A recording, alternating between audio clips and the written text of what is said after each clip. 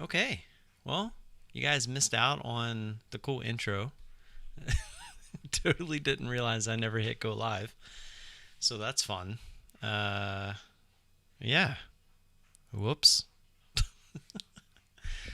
Anyways, all you did was miss the nice intro music, the countdown, the cool intro. I'm actually going to do it again.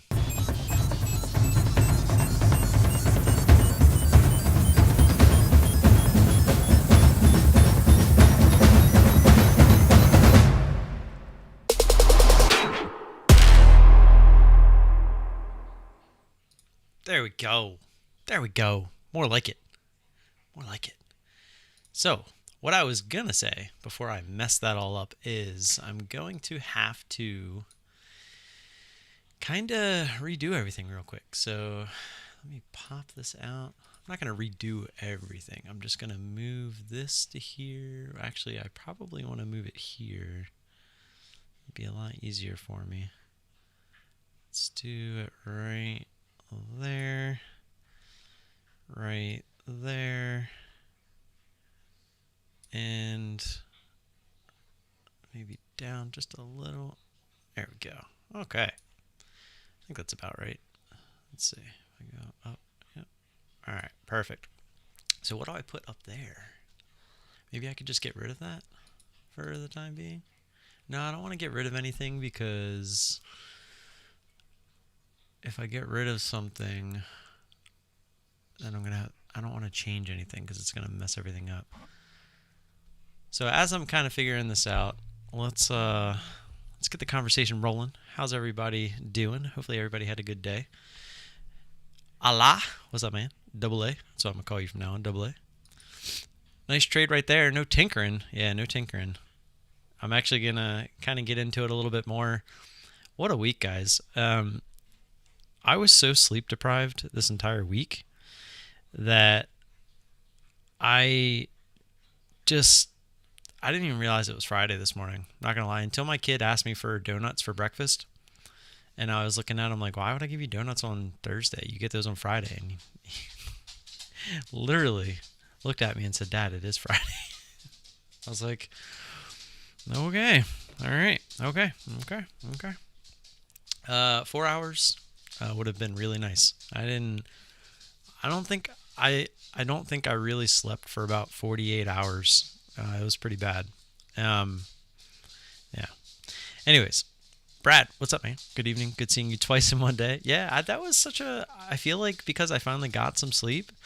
I don't know why. I just woke up this morning and I was like, you know what? I'm just gonna go live this morning, see what happens. Whoever wants to stop by and say hi, they can. If we get a couple trades in, that'd be pretty cool too.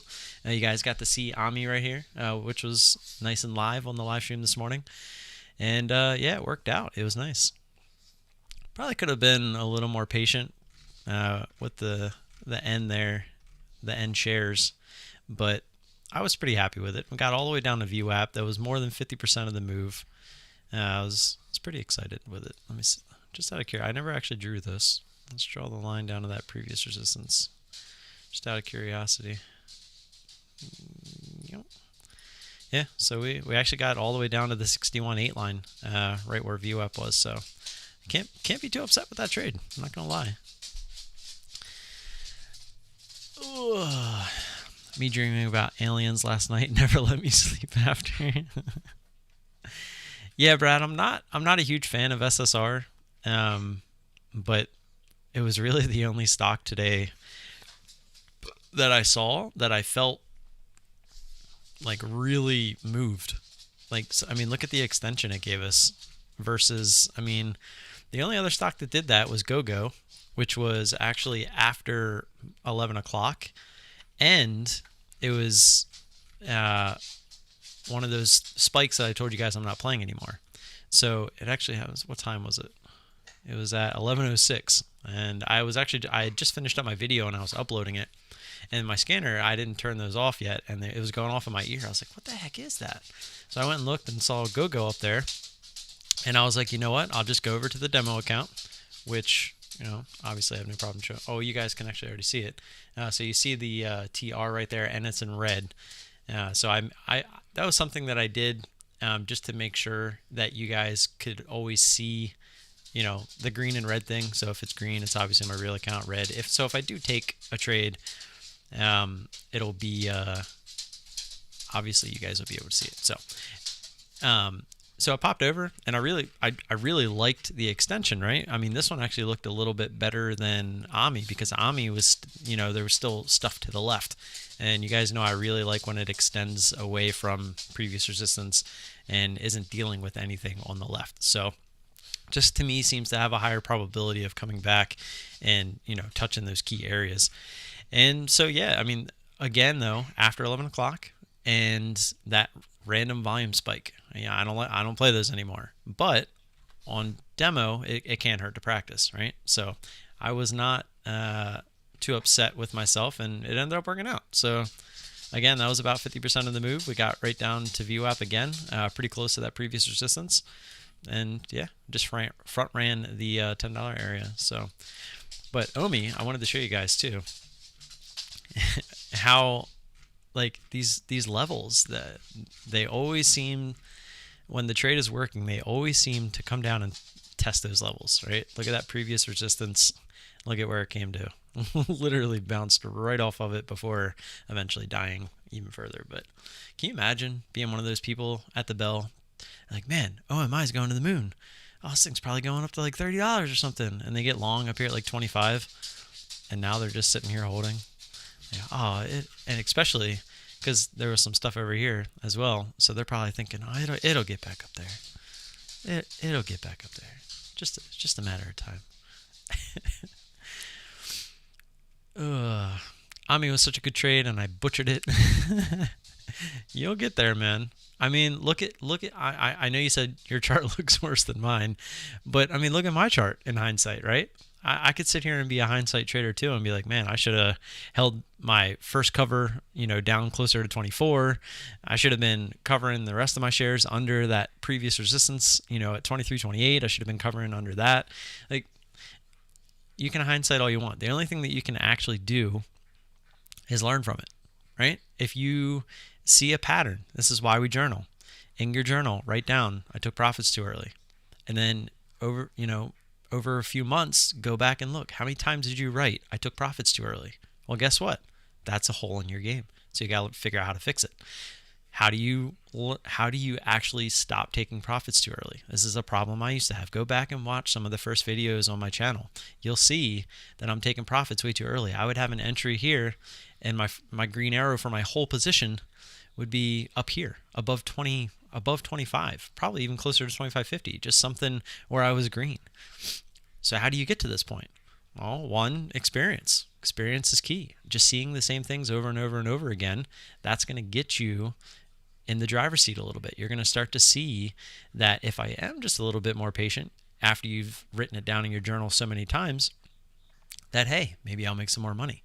And the old me would not have been able to make as much as I did here on OMI, which we're actually going to talk about that in a little bit, about as far as, risk to reward and all that good stuff. But it's patience, man. It's all about patience with the PAY.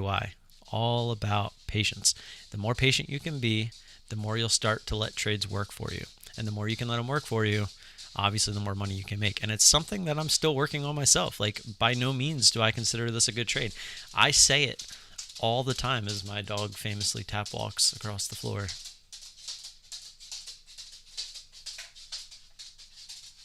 It's getting his 15 seconds of fame in here. I say it all the time. You guys, I used to preach it all the time. I look for extension through previous resistance. Final take profit. I'm always trying to get that previous resistance. And I am not even doing that anymore. What I am doing a lot differently, though, is that first cover. That first cover, I am so much better with it now.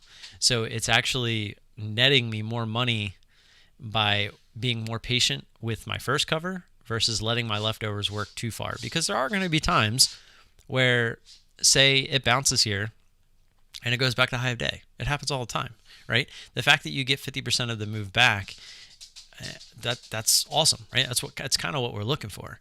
But if you get anything past that, that's just icing on the cake. But there's always going to be those times in hindsight where it goes back to high of day. It's just how it is. Like, I have LAC up. This was actually a trade I tried to take. Actually, let me just go down so you can see that my order is actually still in there saying it got rejected. I tried to get in there at 10:07 and it was on this initial move. This was actually the only other trade that I really kind of liked. This move right here. And it would have been green, but unfortunately, we got rejected. So we just, it said we have shorts available. I mean, it actually still says that, but at the time, this number was only 8,000. And I guess those shares were gone by the time we tried to hit the button. And yeah. But here's a perfect example. This didn't really give 50% back, but just kind of draw this real quick. Actually, it was right on 50. So it literally bounced right off the 50 line. And what did it do? It went back to high of day. So that, it happens a lot, right? I mean, we are counter trending a stock that's moving in a bullish direction. So you can't always expect for these charts to just turn around like it did on OMI. Sorry, that was a mistake. So I'm clicking on OBS right now because I took off the thing where when I go to a different chart, it'll automatically switch over because my mouse wanders a lot and I don't want it to keep switching charts. So that's why I have it left on this. I still haven't figured out what to put up here. Here, I'll just show you how many current viewers we have. Or let's do the, can I get it down to that? Let me see. No, or maybe. Yeah, I think I can do it. Let's see. If I keep going down. Oh, yeah, there we go. And if I go, nice, there we go.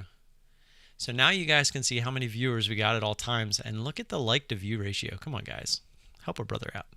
Help a brother out. I do clip my dog's nails. Z-Lisk, what's up, man? VWAP plus fib level confluence is nice to have. Yeah, I mean, I don't use the fibs really. Like, I don't draw them on the charts until like I'm studying my charts just to see like where it got to as far as the retracement. But I'm always just kind of guesstimating 50% of the move, and that's usually what I'm trying to get. So, and that's actually how I'm determining my share size, which we can get to that as well. Z-Lisk, I think I already said hi. What's up, man? I stayed away from GoGo, Exus, PTSD.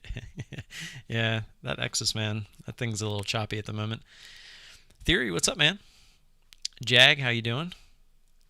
Love the Friday night recaps. Thanks, man. I appreciate that. I just like it because it kind of gives us some closure going into the weekend, right? And get that people that really love this stuff just to come get one last little dose of the of the day trading, the stock market.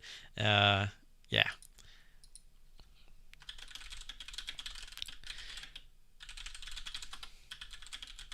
Sorry, I was responding to David. I don't know if he's actually in here, but got scared out of DKNG, was trying to fade off the previous day level, and boom, then it went. Was so sad. No patience there either. DKNG.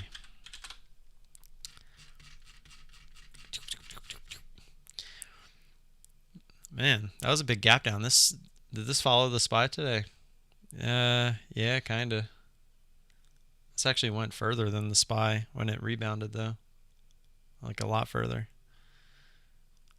Yeah, that one didn't work out too well. Looks like I made a good move at the bell, though. Like right here. That probably would have been a nice move. I don't know how it traded. I wasn't there. And I can't stress that enough. Stay away from the people that just look at charts in hindsight and tell you what would have been the best thing to do. I think live this morning, there was a couple trades I didn't take for my reasons, but you could just read what the chart was doing, right? Find those people. Find the people that are doing things in real time.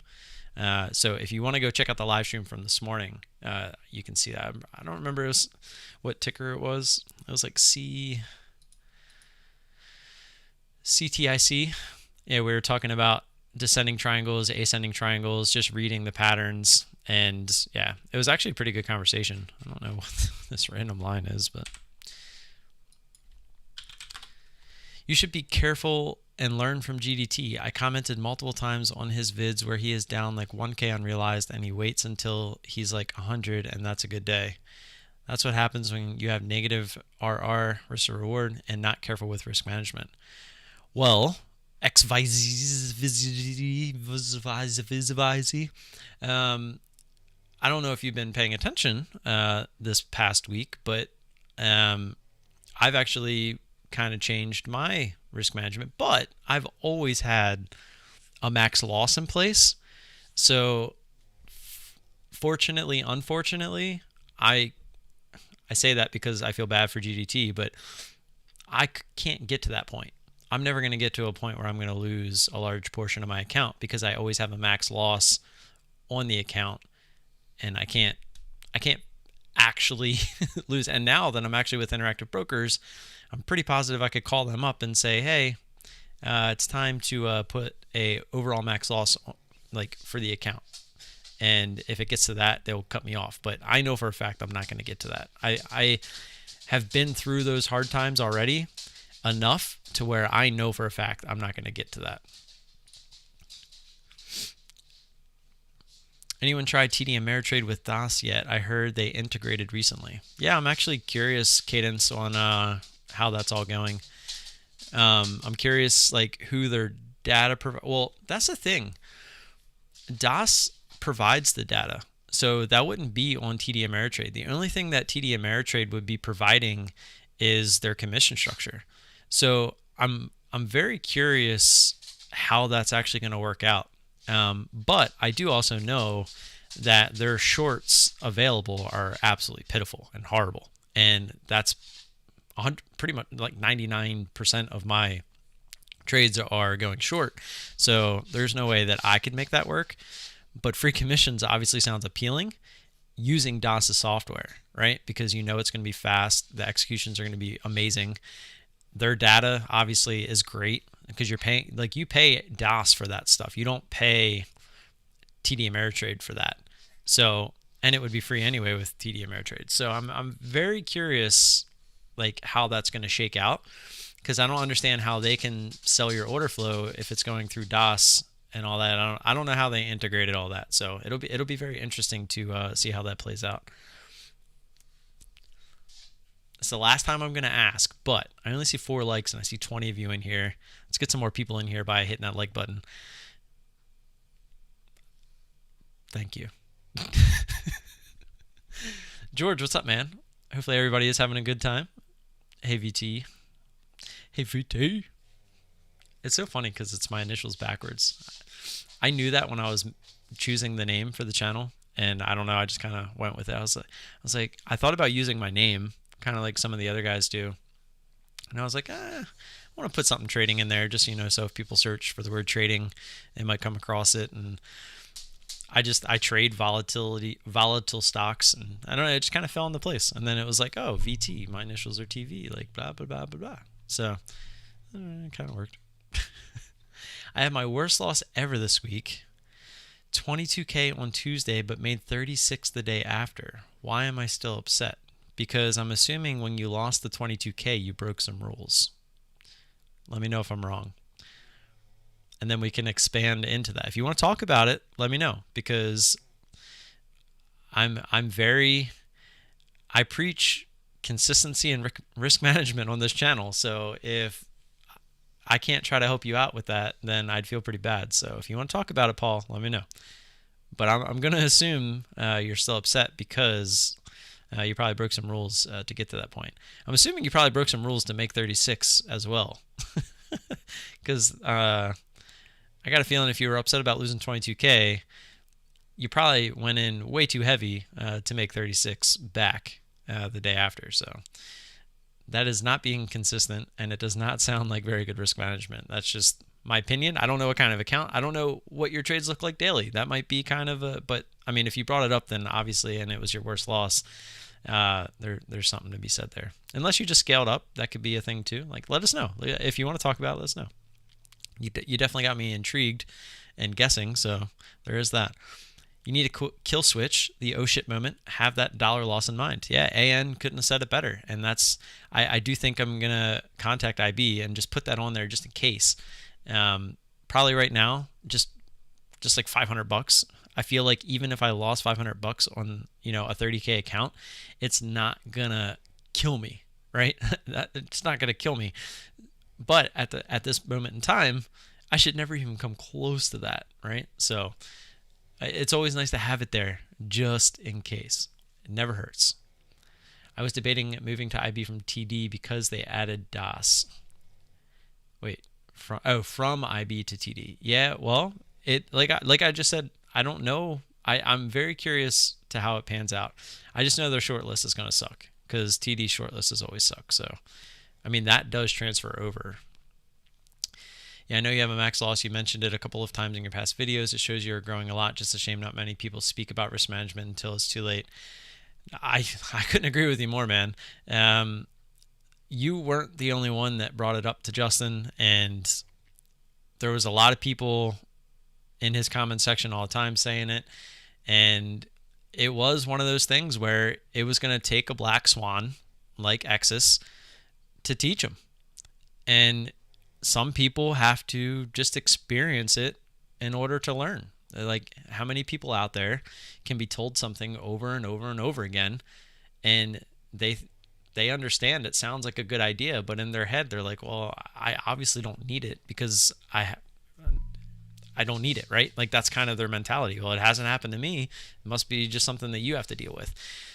So until it actually happens to them, they don't understand, right? So unfortunately, sometimes it takes until it happens for them to really understand, and hopefully they can learn from it and come back even stronger. So yeah, DOS and TDA sounds like a bad idea. TDA has a delay on fills. Well, that's the thing. I think that's why they're trying to go through DOS, is so that they can fix that issue. But like I said, I don't know how that's going to work with free commissions. Maybe it's going to be commission based if on DOS. I don't know. I haven't looked into it. It's actually something I should probably look into just to know for people that are going to ask. TDA fills on DOS are actually good. My buddy tested with the beta. Well, don't believe anything with the beta, because fills on a demo account are always going to be better.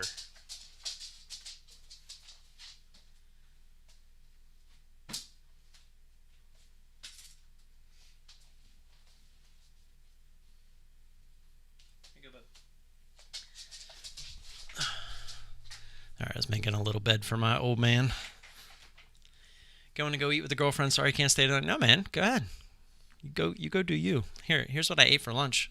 You go top it. I took my mom out to lunch. Well, she actually took me to lunch, and this is what we had. I don't know if you can see it. Yeah, it's kind of hard to see. Let me do it this way.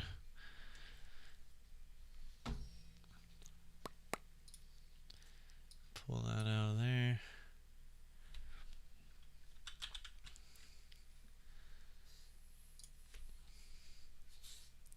It'll only take a sec. I'm pretty quick with this. I do it pretty much every day to make my thumbnails. When I make new ones, that is.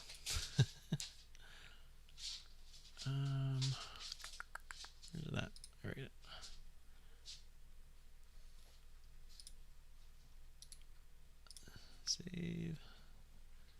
Save, close,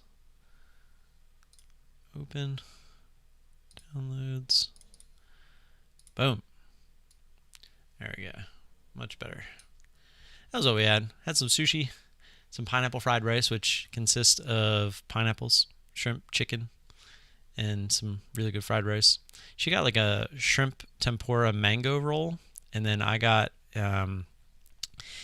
some places call it a bamboo roll. I think that's kind of the best name for it. It's avocado on top with eel, cucumber, and crab meat inside, and then obviously the salmon nigiri. It's kind of my thing. I get that no matter where I go. I could just eat salmon sashimi like a boss. If I really had a choice with sushi, that's just all I would eat, like, ever. Got you, bro. Who's got me? Momo Scalper, hey, you go through CMEG, right? I'm about to send them 10K to fund an account. Tell me this is a bad idea. Tell me, is this a bad idea? No, it's not a bad idea. I still recommend CMEG. They actually have a cool new website if you guys haven't seen it. It's pretty cool. They pretty much revamped it. It's a lot cleaner. But no, yeah, dude, you're good. Hopefully you just use the code to get the cheaper commissions when signing up. The one down in the description. TV. I see what you did there, George. No, definitely not a bad idea, man. You're good. CMEG is as legit as it gets. F1 just got shut down. Not shut down completely, but they're closing all US and Canadian accounts. SureTrader got shut down. F1 is being shut down to American citizens as well as Canadian citizens. So CMEG still hanging around. That's all I got to say. So I would like to think that, I mean, they've been around for a long time and they're the only ones still around. And I will tell you that there are rumors that CMEG is coming to the United States. It will obviously be a PDT account. You would obviously need 25,000 to have an account with them. But if knowing CMEG was also in the United States as a broker, would that make you feel more comfortable? Because there's a rumor that it's happening. So I don't think he's with CMEG anymore. Pretty sure VT has switched to Interactive Brokers. That is true. I just switched. This was actually my first week trading with Interactive Brokers. And the only reason I switched, guys, it was not because I was scared to be with CMEG or anything like that. It was for the shorts. It was just to have more short availability. That's really the only reason. I lost 1R unit today, first red day in 3 weeks. I highly recommend using risk units in trading versus fixed share size. I kind of am. I just do it a little bit differently. I use quota instead of R. So basically my quota is right now, as I'm building the confidence in the last tinker that I made to the strat is $30. So every trade I have a goal of $10 of trying to hit $10 at least. And if I feel like I'm in a better situation, I'll try to go for more than that. Sometimes it'll be less than that. Sometimes losses are not going to, they're pretty much never are losses going to be $30 unless I'm just really early on a ticker. And then obviously you're going to take a loss in that situation. And it's going to be a max controlled loss. But the idea, I was going to try to catch up in chat before getting into this, but I'm looking to make a system, well, I am trading a system that every 3 wins, if I get just the minimum on those 3 wins, makes up for 1 max loss. But like I just said, max loss is just that. It's a max loss. It doesn't mean that every loss is going to be a max loss, because it shouldn't be. There should be times when you're only losing like almost nothing. Like Go-Go this afternoon, just to show you guys real quick.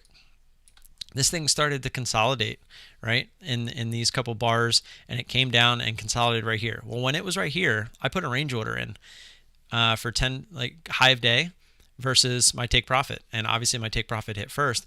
But if it comes back up after this consolidation and stops me out at high of day, my max loss when I hit the button was up near like $11, right? So in order for me to lose that $30, it would have had to go all the way up to $11. But instead, I made $12 on my take profit. But if I would have lost this trade, I think it would have, I didn't even do, I mean, I guess we could do the math real quick. Let's see. So 1041, high of day was 1051. I'm pretty sure it hit 51. Yeah. So if we pull out the handy dandy calculator, well, it's 10 cents, right? So 10 cents on how many shares, we can do the math in our head, on 40 shares, it would have been $4. So we would have only lost $4 if it went high of day. Well, if we got stopped out at high of day, which I put my order at high of day. And unless high of day is at like 49, then I'd probably put it up over 50. But since it was at 51, I would have definitely just put it at 51. And so $4, we ended up making $12 on it with our take profit. So we actually made technically 4-to-1 on this trade, right? If you want to go risk reward. So that's why you can't really do risk reward trading the way that I do, because it's going to be different every time. There's going to be times where I get in and then it goes against me a little bit, but I don't get an ad, and so my risk is a little bit more, and then it comes down and gives me this fill. Then it could possibly only be a 1-to-1 trade. And there's going to be times where I've top ticked the trade before, absolutely top ticked it. Say I got my entry at 1051. What's your risk or reward then? For every cent that I made, what did we get out here at 11? So we made 30 cents. And if I topped, well, from 51, 11, that would have been 40 cents. So are you saying I made 40 to 1? Or technically it would almost be infinite because I never risked more than $0. So that's what I'm saying. With this strategy, it's kind of hard to do risk to reward ratio type things, but that's why I use Q. So if I am shooting to only lose $30 on a max loss, but that is also my quota for the day, I'm looking to make at least $10 each trade, which is 1/3. So if in 3 trades I can make my daily quota, that's awesome. But it also means in 3 trades, I can easily make back a max loss. But what I'm trying to prove here is that a $30 max loss, and I only would have lost $4 here, this is more typical than a max loss, is what I'm getting at. A max loss is there to stop you from losing too much because you were wrong, essentially. You were just wrong on a stock. So you take the max loss, you move on, look for a better entry on that same ticker, or you move on and just don't worry about that ticker anymore. So that's kind of what I'm trying to get at. Is I'm going to dive more into the strategy itself.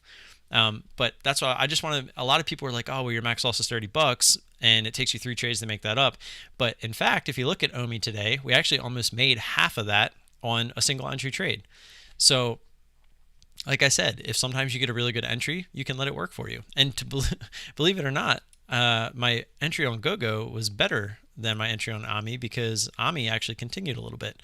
But it was really fast too. So, yeah, and like I said, we'll get into. Let me try to catch up here in chat because I feel like I fell pretty far behind. Oh, here's Paul. Yeah, I did break rules on 22, the 22K loser. I held the loser looking for a bounce. It didn't bounce. That'll do it. I had a perfect trading day with my normal share size and everything was right on 36. Super scary. So your rule is 10K max loss, but you lost 22. And just everything kind of went right the next day. That sounds swingy. If you're making 36 and just everything works right, then yeah. But I mean, hey, if you can pull that off, that's pretty impressive. Especially if you can keep the 10K max loss, right? That should be your goal. If you can make 36 and only lose 10 on any given time, that's pretty awesome. Made my biggest month ever last month, but ended it red. Super scary. Been trading for a while, but I have never had another trader tell me why I'm scared about a huge loss. It made me shaky to trade. Are you asking me to tell you why you were scared about a huge loss? I think maybe you were more scared that you broke your rule, right? I mean, that's the thing. If you trade your plan and you lose, it's okay. You traded your plan. It's okay. Losses happen. You can't win every single time. It's not going to happen. When you lose, how you lose is the important thing. You need to follow your plan at all times. So if 10K max loss is your max loss, that needs to be your max loss. That's why you're upset. That I can straight up tell you that's why you're scared, because you've seen that you have the capability of breaking your max loss, and you ended up losing more than twice as much. So you need to figure that out, right? That's your problem. That's what you're scared of. That's why you're being shaky, because you know that you broke a rule that could wipe you out completely. Like, what if instead of just waiting for the bounce, you actually added, and then the thing tanked even more? Like, it could have been your account. I don't know how big your account is, but it could have been your account, right? Like, I'm just saying that's why you're scared. It's all about the Blanca barrel roll. What the heck is a Blanca barrel roll? That was about likes? What was about likes? Just FYI, I'm not hating on GDT. He seems like a good trader. He just needs to learn to manage risk, and he's golden. I couldn't agree. He's a great trader. The dude picks tops, and he could make some money. He's just, from what I could tell, he was just emotional. Like he didn't. You get to a point when you're winning all the time where you don't want to accept a loss, and when you get your emotions involved on top of that, it can get pretty dangerous. Hi. I'm 5 years. Hello, 8 you here. Hi, cool Nate. Yes, I'm here. How is CMEG shortlist? CMEG shortlist isn't bad. It's actually better than SureTraders was, but it's. I don't want to compare apples to oranges because Interactive Brokers is on like a whole nother level. They have shares available for like almost everything. It's ridiculous. But at the same time, everyone's not afforded the luxury of trading with Interactive Brokers, right? You kind of earn your way up there if you're starting with a smaller amount. So there is that. And yeah, that's really all I have to say about that, I guess. Everything on Sterling is easy to borrow pretty much. Yeah, that was the thing too. I actually switched to Sterling for a month just to see if the shorts available were better. And there were a couple stocks that they had that DOS didn't have through CMEG. And I couldn't get used to Sterling's platform. I couldn't. I didn't like it. I really loved DOS. I knew it's kind of where I was going to end up anyway if I did switch brokers, like to Interactive Brokers. And so I just went back, and I don't regret the decision at all. Even if I was missing out on a couple plays here and there, it just wasn't worth it to me to have to try to deal with a platform that I didn't like. Some people love Sterling. I'm just not one of them. What happened to GDT? How much did he lose? Was wondering why his Twitter disappeared. Again, kind of personal information on how much he lost. I don't even know the exact number, but I do know that he didn't blow up his account. A lot of people think he just completely blew up. That's not the case, but he's just taking a break. He had some, obviously, things he made public about his personal life that weren't going so well, and I think this is a good excuse to take time off and figure all that out before coming back. So, as I've been telling everybody now, like let's just give him space, and he'll come back when he's ready. Like he's definitely going to come back. It's just a matter of when. It was a pretty rash decision on his part to delete everything like he did, and there's obviously no takebacks when it comes to that. But that's just, again, that's something he's going to have to live with when he does come back. And hey, maybe it's for the best. Maybe now when he comes back, he won't be so focused on maybe trying to make YouTube content. Maybe that was a burden on him, and he could focus more on his trading. Who knows, right? It's his journey. He's in the thick of it right now. He's probably as close to rock bottom when it comes to a lot of things in his life at the moment. So space is what I know a lot of you would want in that same situation. So that's what we're going to give him. And like I said, when he's ready, he'll be back. He'll reach out. So easy to borrow is not good for shorts. That's not always true.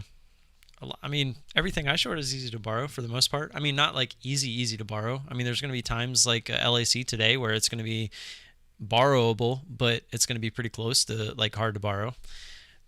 But it doesn't mean, just because something is easy to borrow doesn't mean it's going to short squeeze. You're still going to get very similar moves when it comes to these. Like if you get this move on OMI, I'm pretty sure, even though this was on SSR, I mean, this thing had 5.3 million shares available. So I'm pretty sure that was easy to borrow. Pretty sure it was easy to borrow on CMEG as well. It was just on SSR. So I think GoGo was another one. I'm pretty sure GoGo was also the same way. Thoughts on TradeNet, or do you know of any good, better prop firms? I've been looking for valid prop firms that allow remote trading. I don't promote them, so no, I don't. And I do not recommend TradeNet. Obviously, I don't recommend TradeNet because they don't even accept U.S. customers anymore because of everything that went on. And on top of that, they basically scammed people out of money. So no, I do not recommend TradeNet. And I don't really feel like talking about it. I'll just tell you what they did. And it's facts, right? That's kind of what we do here. We spit out facts.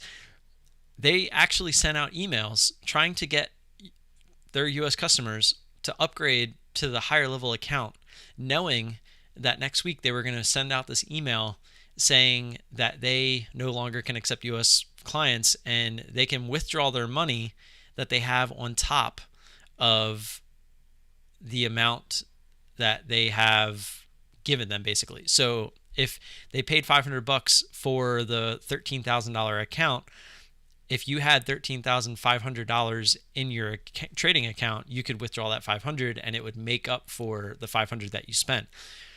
They were trying to get people to go from the $500 account to like the $2,500 account, I think was the next one.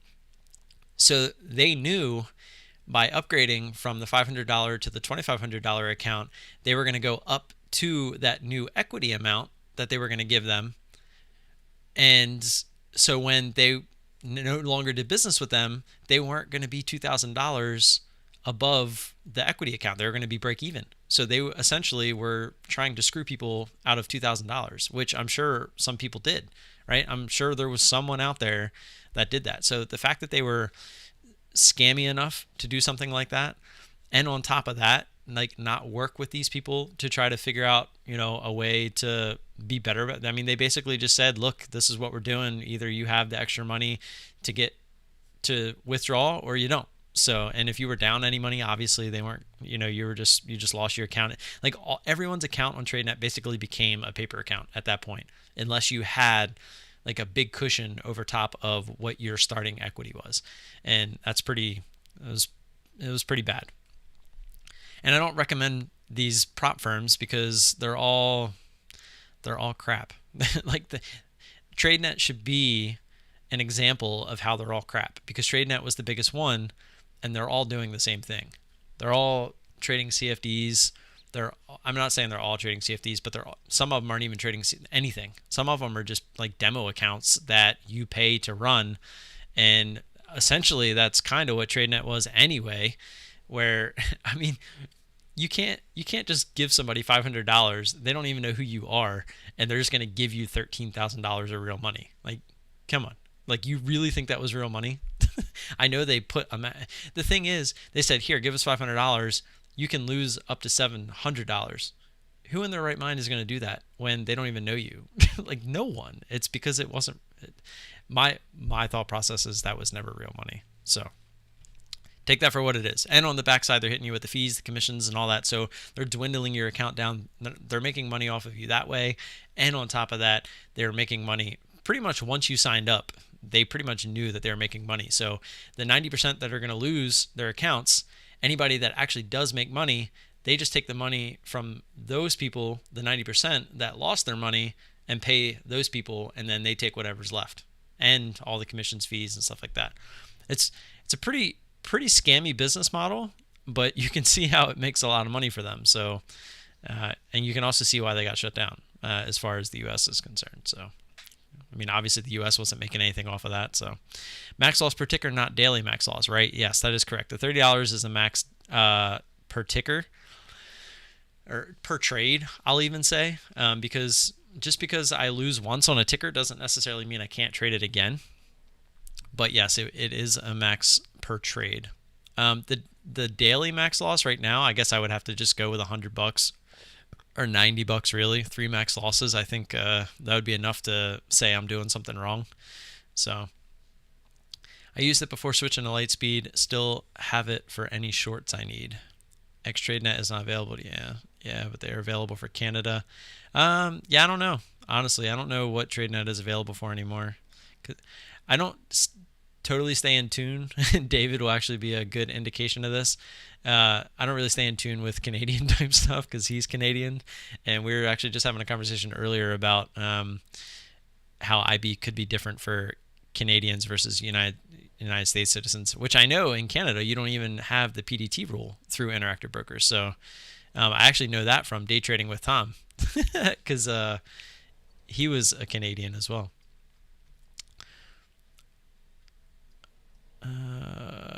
Heyo, what's up, Brian?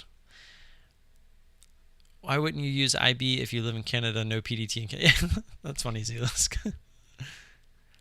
CMEG is great for day trading if you don't have 25,000. The only real option that is solid. I hope they don't come to the U.S. and ruin that. Commissions are about $920 round trip with ECN fees.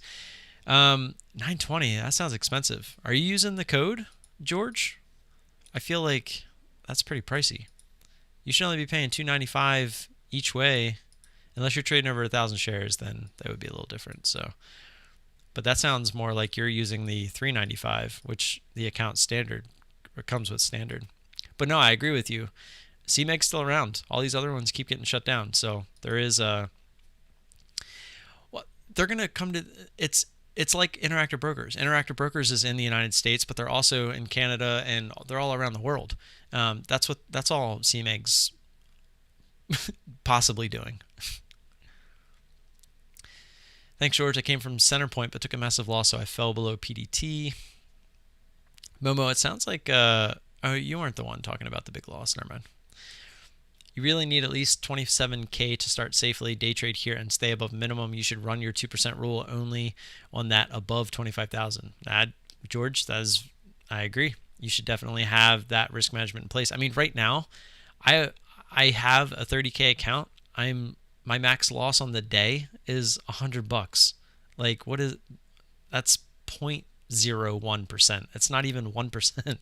So 1% would be actually it's not even that. It's actually less than that. Like 300 would be 1%. So it's 0.03% is what it is. Like 0.033333. Why you choose IB versus Lightspeed or Centerpoint? Well, Centerpoint, I heard from Brian actually that their short list kind of went to shit, and a lot of things are hard to borrow, and you have to pay for all the locates. My decision came down to IB versus Lightspeed, and honestly, the decision maker was DOS, plain and simple. And it just seemed like they had more shorts available as well than Lightspeed. IB does have cheaper commissions as well. They're not that much cheaper. But they are cheaper. Like it's pretty spot on with Lightspeed, especially if you had a code like through GDT or something. The commissions were fine there. When I said I got you, I'm still so confused. You said I got you, and then did you say anything in between there? That was about the likes. Oh, okay. I got it now. I got you with the like. Yeah. Well, more people need to hit that. 33 of you. We only got 13 likes. That's like a 3-to-1. Come on, guys. We need a 1-to-1 up in here when it comes to like ratio, like to view ratio. How did you go about selecting IB compared to other brokers? By the way, I'm with Cobra Trading and well known for hard to borrow locates. So just wondered your selection criteria. Well, I think I just said that. I mean, or discussed, provided that information. It really kind of came down to the short borrow list as well as being able to use DOS. That was really the two big things for me. Nothing else really mattered. As you can see, I don't even use level 2 anymore. All I need is this little level 1 bar, really just to make sure I'm not getting into some crazy spread, and the chart. I mean, that's really all I need to trade, to be honest. I do feel like I need my hot buttons too, and that's something DOS is absolutely amazing with, is the hotkeys that you can make. It's pretty amazing. I don't even get into great detail with my hotkeys, believe it or not. Like these black ones, there's some pretty awesome hotkeys. There's some people out there, I've done some research when I was trying to figure out how to make these, and like Constantine is one of them too. Like some of the stuff that he uses, like I don't even understand. Like there's some pretty complex hotkeys that you can make that basically do a lot of the work for you. So it is pretty nice to have. I switched to Lightspeed to IB because of DOS. Yeah. Centerpoint is great for shorts but expensive. Well, yeah, that's what I was saying. Centerpoint, you can locate almost anything, but you have to locate it. So I wasn't really looking to get into that business. I would like to use CMEG, but their commissions are kind of large. Round trip is $5. I take some profits off on the way, so the commissions will add up like 10 to 15, which is not good for a small account. No, it's not. And it would be $6. I don't think it would be $5 unless you found something that's cheaper. I know people like Ross have it cheaper, like not to bring him into the conversation, but you also have to, I think, buy like his course or something to get the code to use or something like that. They make you show like proof of purchase of the course before they'll give you the commission rate. It's kind of silly. But what was I had something else I was gonna say there. The commissions are kind of large. Round trip is $5. Take profits on the way. I don't remember what I was going to say. I mean, it does suck for a small account. You guys saw me go through it myself, and I was still going through it. But it really comes down to how bad do you want it? You know, it comes down to that fine line, like risk management, like protecting your capital, your overall capital, versus worrying about commissions. Like commissions are going to be there whether you have a small account or a big account. So the key thing that you can do is to just stop worrying about it. The less you worry about it now, and you just eat it, like pay for it. It's part of the process. Yeah, it sucks, but it's something you have to do. I went out of my way on the side, right? I had a second job umpiring, doing other things. Like I made a YouTube channel. I am an affiliate for ISW. I'm an affiliate for CMEG. I went out of my way to do these things to help myself with the learning curve, right? It's all of those side things that I do have helped me pay for the commissions and the fees and stuff like that, so that I never had to put my account at risk while I'm learning to be consistent and learning risk management, like learning how to trade. So it sucks. It really sucks. But if you want to learn how to day trade and you want to day trade for a living, but you don't have, the funds to start out with, to get a good US account with low commissions and stuff like that, the easy stuff, basically, either one, paper trade until you have it, right? Just learn the ins and outs. Sit here and paper trade day in and day out, and don't worry about the money aspect of it until you have enough saved up to open up one of those accounts. But just because you have that 25K, 27K, whatever you want to start with, I recommend 30K if you're going to go the PDT route, doesn't mean you should be trading like you have a big account. You should still be starting small. Use the advantage of not having that many fees. The commissions are a lot lower. Use that. Act like you still only have a $5,000 account, but you have a $30,000 account, right? It'll give you that cushion. You won't worry about the commissions. You won't worry about the extra fees, that the platform charges you. You won't worry about all that stuff. The quicker you can not worry about that stuff, the better off you're going to be. Because that's the other thing I was going to say. You said a round trip is $5. When I was a short trader, every ticket was $5. And I was trying to do what I do now. So this trade would have been $20 just in commissions. So what did I do? It's basically what a lot of people do, and it was the wrong thing. I scaled up my position size to make up for the commissions. Like, listen to that. Say it out loud to yourself. I scaled up so that I could cover commissions. That's a no-go. That's just asking for trouble. You're literally scaling up to an emotional level that you're not ready for just so that you can try to cover your commissions. No, don't do that. That's wrong.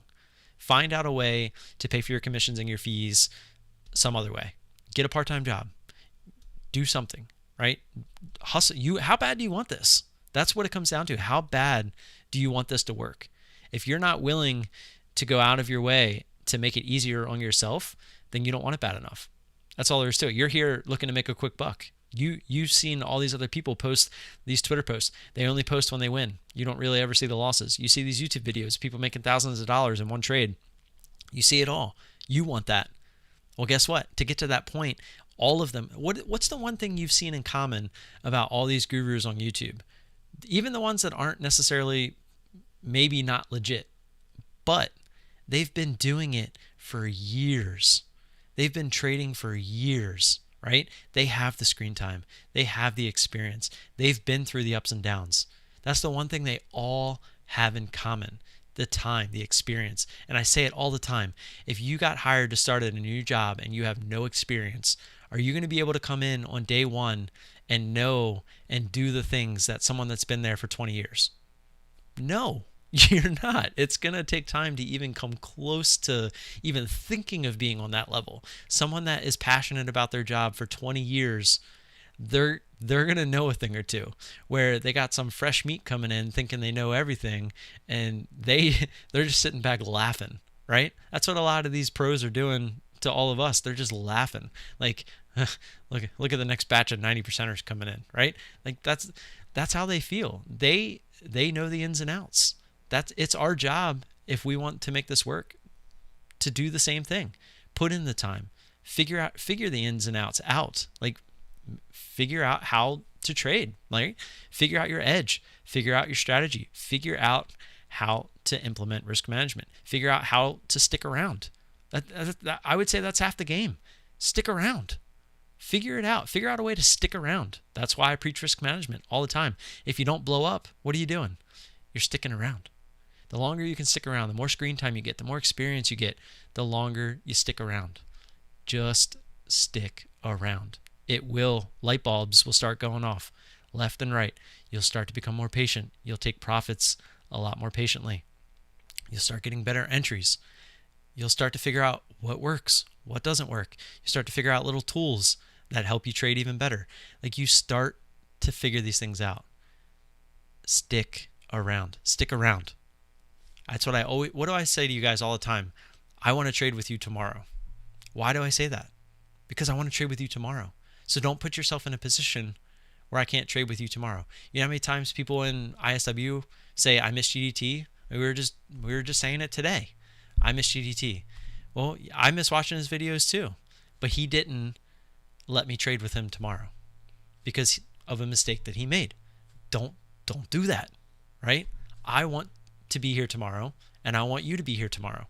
And the longer that we keep being here tomorrow, the more chance we have to figuring this out. But if you put yourself in a position where you end up having to just call it quits for whatever reason it is, then you're not going to be here tomorrow. And then you're no longer going to have the dream of making $1,000 a day. You're no longer going to have the dreams of doing what all these other gurus are acting like they do every day. Is that stuff possible every day? Yes, it's very possible. Can you do it? You can. It's up to you though. I like to think that one day I'm going to get there. I really feel that we're on the right path. It's been an adventurous path, but we're headed there. And the beautiful part about it, as cliche as this is going to sound, I have it all documented. Like, it's going to be so cool to go back 5 years in the future, coming back 7 years to see where I started and to see where I am at now. Posted every day that I've traded, every day. So to be able to come back and just randomly click on a video and be like, what the hell? Like, that's going to be awesome. That's going to be awesome. And I've always said that too. I highly recommend, if you can record yourself daily, not to put out on YouTube, not to put yourself out there to the public, just for yourself. Get a cheap ass webcam, record your face, watch yourself. I've probably watched myself on YouTube more than anybody else, but not on YouTube technically. I watch like the raw footage, but you learn so much. You learn so much that when you're in a trade, what you're thinking or what you're saying out loud, you think that's what you're thinking. But in reality, what your face can show you is a completely different story. Completely different story. There's a couple guys on YouTube that I watch. Every once in a while. I don't really watch that much, to be completely honest. I got too much other crap going on. But you can see it in their face when they're live trading that they are so uncomfortable. So uncomfortable. So uncomfortable that you know that no matter what they do, it's not going to work. In the long run, it's not going to work because they don't have their emotions under control. They just don't. They don't know how to control their emotions. Emotions, I know I keep throwing random percentages out there, but I do agree. 50% is literally just sticking around. It's just that drive, that want, that need to be better every single day. But when you really get down to the nitty gritty, I would say 90% of this entire thing is your emotions. If anyone asked me in an interview, which maybe one day I'll get to do some interviews, if they ask me what the hardest part of trading is, there's never a question. It's your emotions. It's always going to be, whether it's your emotions when you're looking to hit the button to get into a trade. I've had that problem. I've had the fear of just hitting the button to get into a trade. Whether it's the emotions of taking profits too early, whether it's the emotions of not wanting to stop out, not wanting to hit the button to accept that max loss. You can have emotions for a slew of things. But no matter what it is, those emotions are there. And battling those emotions and getting control of those emotions is number one. That has to happen. If you don't get control of your emotions, you're never going to move forward. And I will tell you right now, your emotions, that all plays into worrying about things like commissions. The more you worry about commissions, that's an emotion that is playing in your head while you're in a trade that should never be there. You should never have an emotion going through your head that isn't something to do with the trade itself. You're worried about something that you can't control. It's a pay-to-play game. You want the lights on in your house? Pay the damn electric bill. You want water? Pay the damn water bill. You want cable? You want internet? Pay those bills. You want to trade? Pay those bills. It's no different. Hopefully that makes sense. Okay. That was a rant. I think it was a very valuable rant. I feel like I was on a pretty good run there. So much that my mouse decided to turn off on me. Let's see if we can catch up. How much does Interactive Brokers require to open an account? Not much. I think it's like $2,000, maybe $4,000. I don't think it's much, but anything under 25 grand, you're going to be under PDT unless you aren't in the United States. Thanks for that, VT. That was my favorite day ever. I finally crossed 300K profit this year. You get to a point where you win that you can't take a loss. That is so true. Yeah, I remember saying that. Yeah, it's very true. I had that with the 22K loss. Yeah, you start to win so much that you just don't want to accept that you can lose. And yeah, you can lose. You love Sterling? Hey, that makes somebody. Thank you for answering him, Momo. I appreciate that. I do get behind in the chat quite a bit, don't I? You can open an IB account with 10K, but you'll be below PDT. I opened an account with less than 10K. I only had like 4K when I first opened the account with them. I just had the trade under PDT. Maybe they've changed that since then. I mean, that wasn't that long ago, though. That was probably in like June, maybe May. I don't remember exactly, but I mean, I could go check. I use it with Lightspeed. Sterling he's talking about, and it's amazing. That's awesome. I think Sterling is that their default with Lightspeed? I think theirs is set up a little bit different than what Interactive or CMEG's is. I think Sterling with CMEG is, I don't know, it's like I don't know, it just looks different if that's what Lightspeed uses by default. I reached out to GT on Insta. Hope he's okay. You and he were the ones that got me using the ISW scanners. Scanners are pretty amazing, aren't they? And that's the thing, right? Exis was on the scanners. That doesn't mean it was the scanner's fault. Trust me, the scanner's never wrong. It's just how you apply your risk management strategy to any given stock, right? That's really what it comes down to. A scanner is there to design. A scanner is designed to find you the tickers that are playable. So it pulls AMI up. I'm pretty sure AMI alerted down here at like 2475 area. If Brian's here, maybe he could check me on that. But that doesn't mean that's where you enter the trade, right? You pull the chart up. It's designed, the ISW scanners are designed to get you to pull the chart up early. And it's designed to get you to look at the chart and have time to evaluate the chart, look at the daily if you want to, and then make a decision. Is that always going to happen? No. Sometimes the scanner's like spot on. It alerts you, and that was the top. But it's not always the case, because I remember pulling AMI up, and I had a few, like, I want to say like a full minute of watching. It was almost a full minute of watching this thing, and then it made this move, and I was ready to get in. I actually put my order out a little in advance, just looking for it to extend to that area, because I would have been happy if we got that fill, and we did. So again, scanners are a tool. They're not gonna be the holy grail. It'd be pretty cool if they were, but they're not. And if they were, everyone would use them. So that would actually be kind of a disadvantage. Paul, ISW is the Intensity Stockwatch scanners. There's a link down in the description if you want to go kind of get some more information on it. If you have any more questions about it, feel free to ask, but I'm not going to go off on a tangent here, at least not until I catch up. What broker was GT using? He was on Lightspeed. Yep, thank you, Camille. Is it Camille or Camille? I want to say it's Camille because of the I. I am too. When are you making a Discord? I'm on Discord. Also, down in the description. Hey, David, what's up, man? That was probably like 15 minutes ago that you said that. Anybody know any pros and cons between Lightspeed and CMEG? I mean, Lightspeed is a PDT US broker, and CMEG is not. Other than that, the shorts might be a little bit better on Lightspeed. But, guys, CMEG And the commissions will be a little bit higher on CMEG as well. CMEG is solid. I never had an issue with them. Withdrawing, depositing, customer service. The customer service, don't email them, call them.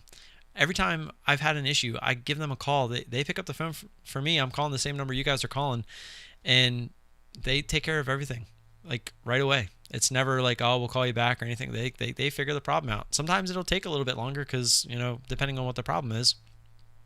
I've never had an issue with them. And being affiliated with them, I had to call them quite a bit. And that's why I recommend don't email them. They do suck at emails. They do respond to the emails. They get back to you. It takes time. And if you have a matter that you want solved a little bit quicker, just pick the phone up. Give them a call. I know people don't like to call people anymore, but hey, if you have an issue, I'm telling you, just give them a call. You'll be fine. For one, onshore PDT rule versus offshore. Yeah. So you guys were kind of answering the questions for me. They're in 500x different levels, 25K minimum light speed. Yeah, you guys are kind of going through what I just said. Got you together. Yep. Let's see if I can catch up a little bit. Oh, you guys, was I getting close? No. See, you guys do this to me. You keep talking so fast. Brian and David exchanging words. What is ISW? The most amazing opportunity finder ever. That's true. ISW is the scanner to use best ever. Look, see? You got some ISW fans in here. Love it. $295 per trade, but the ECM fees have to be included. Okay. No, you're right. I didn't realize that the ECM... I mean, I remember that the ECM fees weren't usually that bad, but it's probably because of the share size I was trading. So that probably has something to do with it too.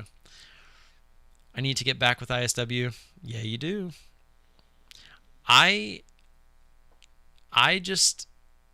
wouldn't be able to live with that. I literally sit down, and after I'm done with the kids in the morning, guys, I'm like already mentally exhausted. So the bell is finally ringing at 9:30. I'm sitting down at like 9:25.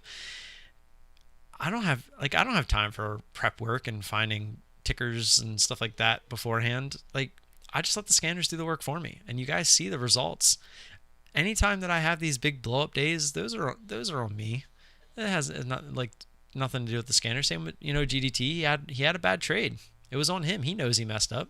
He was saying it in the chat room as it happened. He was like, I didn't follow my plan, and he was like, it's not looking good. And guess what? It didn't turn out very good. The same thing with mine.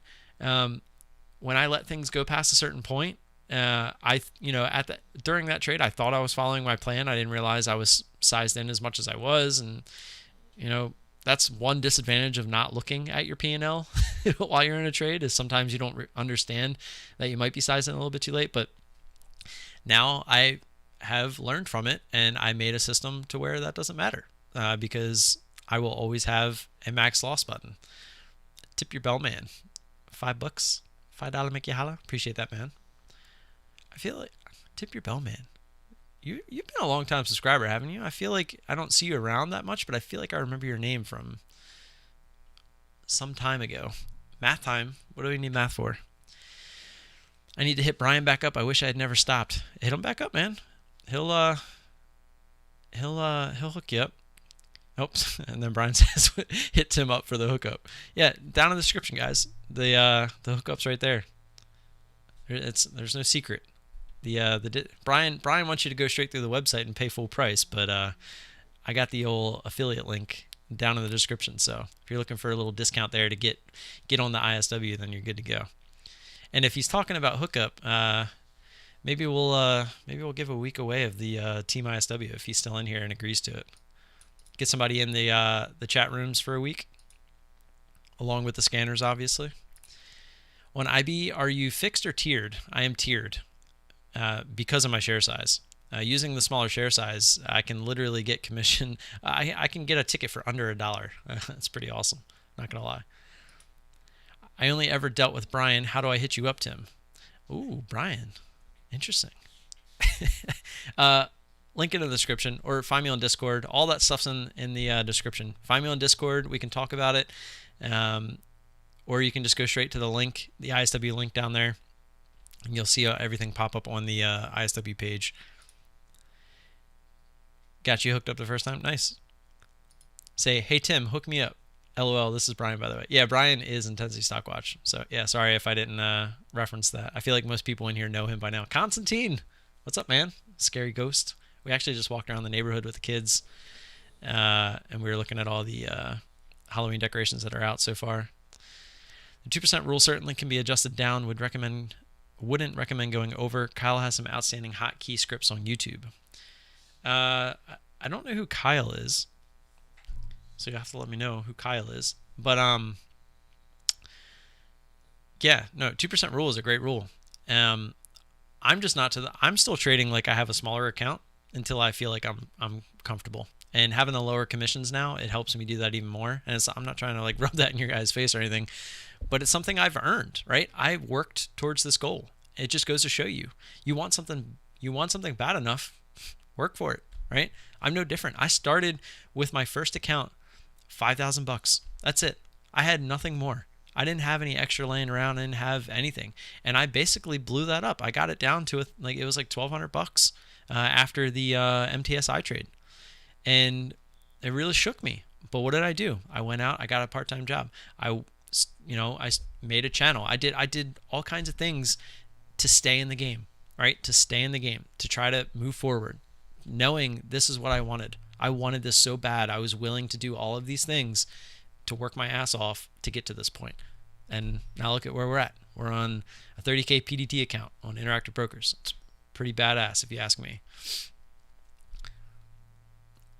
But use Tim's link over there. Oh, hey, LOL, sorry, drinking vodka soda right now. Clearly it's affecting me. Cons is like, yeah, coffee time. Yeah, Constantine is on the other side of the world. So he is basically on the reverse time. So it's morning time for him. I see you use Smart L route for trading. Are your fills fast, and have you tried using other routes? I have not tried using any other routes. It was very highly recommended to just use these routes. Smart L is basically just their smart route but limit. Smart M is their smart route but market. And then, yeah, I mean, you have all these other routes if you really want to use them, but I've had no issue with fills. I've actually been getting filled on the bid and ask, even with share size under 100, which is amazing.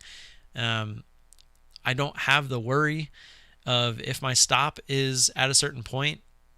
I'm not worried about the slippage like I was. There's definitely some cool advantages of going to a higher tier broker. I guess that's what I'll leave it at.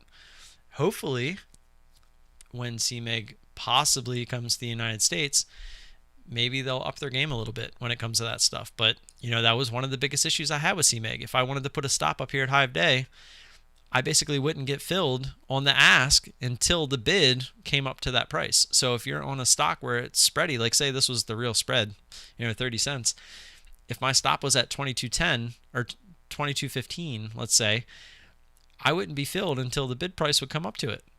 And then whatever the ask is at is where I would get the fill. So, there was trades, like if you pay attention to my videos that I put out, there's been times where I've had 60 cent slippage on a stock where I was only trading it, in a 30, 40 cent range because it broke out. And by the time the bid caught up, the ask was sky high. And that shit sucked. I just remember being in awe one of the times. I was just shocked. I was like, did that really just happen? I was like, at first I just thought it was normal and I got filled like at my normal price. But then I realized I was like, it was a whole nother bar up. Like it happened that fast. I was like, wait a minute. And then I looked down and I'm like, my order was 60 cents low, 66 lower. Like what? Yeah, it's pretty crazy, but that can happen on any broker. It's just, I saw a trend that on CMEG that is just part of, again, what you have to go through to trade with a small account. Unfortunately, it's just the way that it's built in. And there's a name for it. I actually looked it up and I can't think of the name for it. It's like paying the spread, I think it's what they were just saying. It was just paying the spread basically. All right, I think I'm getting close. Whiskey here. Yeah, whiskey is, I've had too much of it in my life. I'm usually a peated whiskey scotch guy myself. Look at they're throwing out names. I've never heard of them. But this is what I had here. What type of whiskey be? UGDT, I may need to hang out with our whiskey love. Tonight, just some makers, nothing fancy, still good from Martini Friday lunch. uh, B's gonna have to make me a martini when I finally meet him. And makers will do the job quickly. It always cracks me up when Tim is like 500 paragraphs delayed. Yeah, unfortunately. I get off on those tangents like I did earlier. Like I almost want to clip that from earlier and just make that a video, because I feel like when I go off on those tangents, I just get going and I can't stop. And it's like those to me are what I feel you guys come here for. So I'm not going to stop just to keep up with chat, to not deliver that kind of stuff. So I like a good Scotch neat, but makers and Coke or ginger is a nice night for sure. Tim, I appreciate you delving into all this. Yeah, of course, man. That's why we're here, right? We're here to grow together. This isn't about just me doing anything. It's not about me. It's about us. It's about the community. When I started this channel, it was just to document my journey, but it's turned into, there was always a part of me in the back of my head that said, I want to try to catch some new people before they get to the gurus that are just going to scam them out of money. Like that was always part of why I wanted to get into this. So if I can help in any way possible, it's gratifying. It really is. So if you can learn from my mistakes, if I can teach you something that you didn't know, if I can keep you away from the scammy people, then I'm doing my job. Like part of my job that I've put out, that I gave myself. It was a self-entitled job that I gave myself, but I like to think that I'm doing a okay job at it. But that's also why my channel doesn't grow as fast as some of these other guys. There's another channel. David actually just showed it to me earlier. That was at like 200 subscribers like 3 months ago, but he's at almost 9,000 subscribers now because he caters to the 90%. He tells the 90% what they want to hear. He is just one of those channels that is here for YouTube money. Unfortunately, there's no other better way to say it. And whether he starts selling a course or something like that after he has a crap ton of followers, that's usually what most of them do. That's not what we're here about, and that's why we don't grow. We're here to be the 10%. We're here to make trading our living, not YouTube. What if YouTube wakes up? I just told David this. What if YouTube wakes up one day and they're like, I think we're going to change our structure on ad revenue, and we're going to make it so this doesn't get as much as this, and we're just, we're going to restructure. And then all of a sudden, what you've been counting on that is out of your control is no longer there, right? That can happen with YouTube. That can happen with almost anything. But do you really think it's going to happen with the market? Do you really think one day the market's just going to be like, yeah, we're done. We've had a good run, but I think we're just going to call it quits. The odds are not a effing chance. So that's why I like being my own boss. That's why I strive so much to make this work, because I have a feeling this is always going to be there, right? It's something that's never going to go anywhere. And on top of that, you can be your own boss. You set your own hours. And like I said earlier, how bad do you want it? If you want it bad enough, you can make this work. It's just how bad do you actually want it? That's what it comes down to.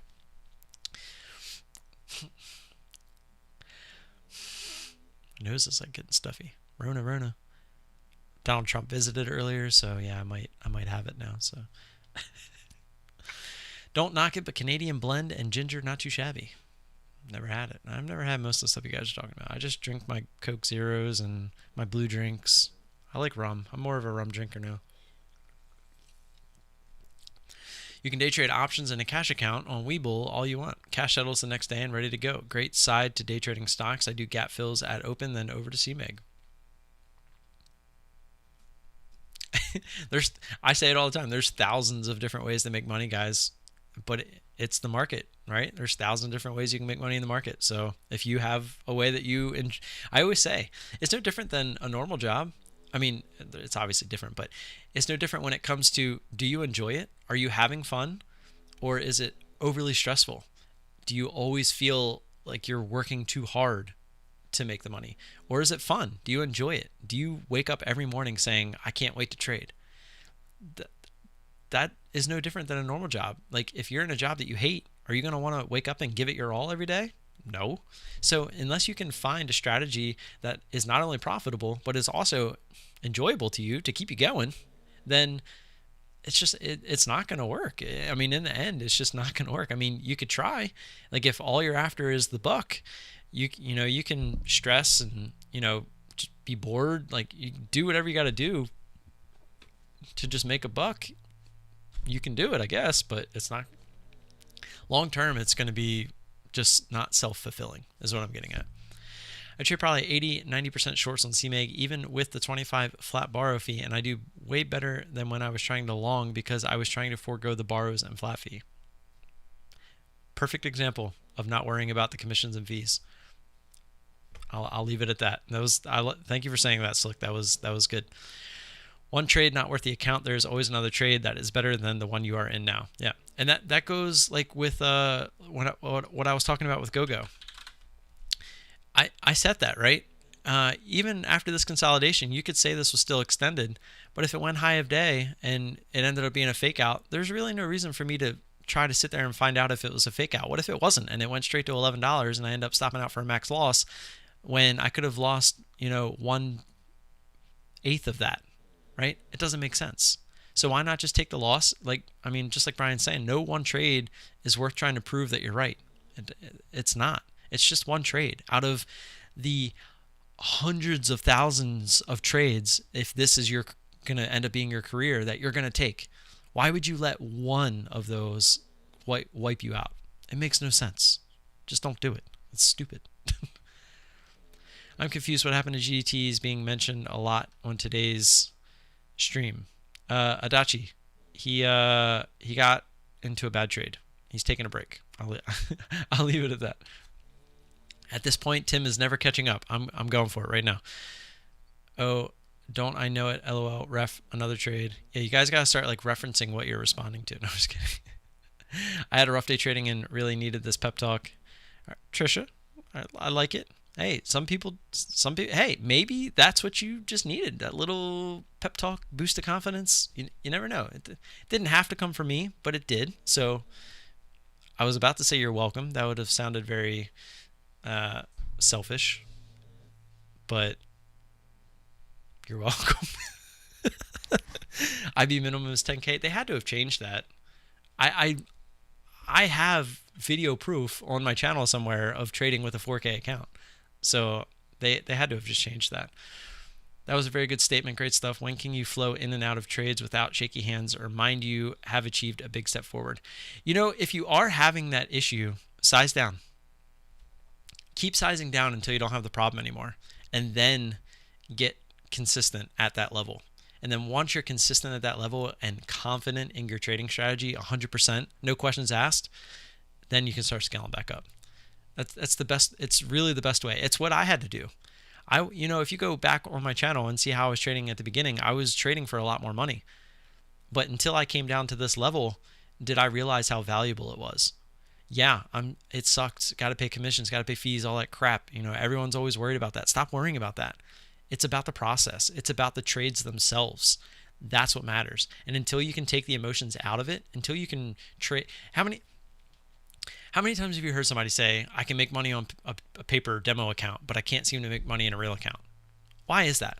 If you are taking the same exact trades on a real account that you are a demo account, why are you losing money on the real account and making money on the paper account? Fear. It's the fear of losing.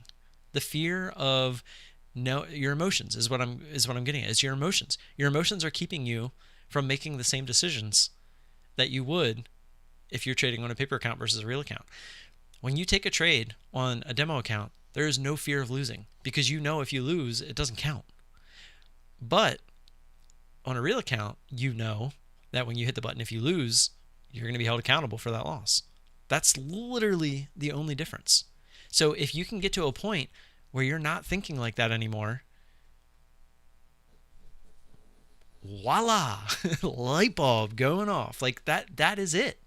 That is the holy grail for a lot of people. They just can't get past it. They can't get past that single step. The emotions of losing. It really can be that simple. It can. Can you do it? 90% of the people can't. Well, I'll say 90% of the 90%.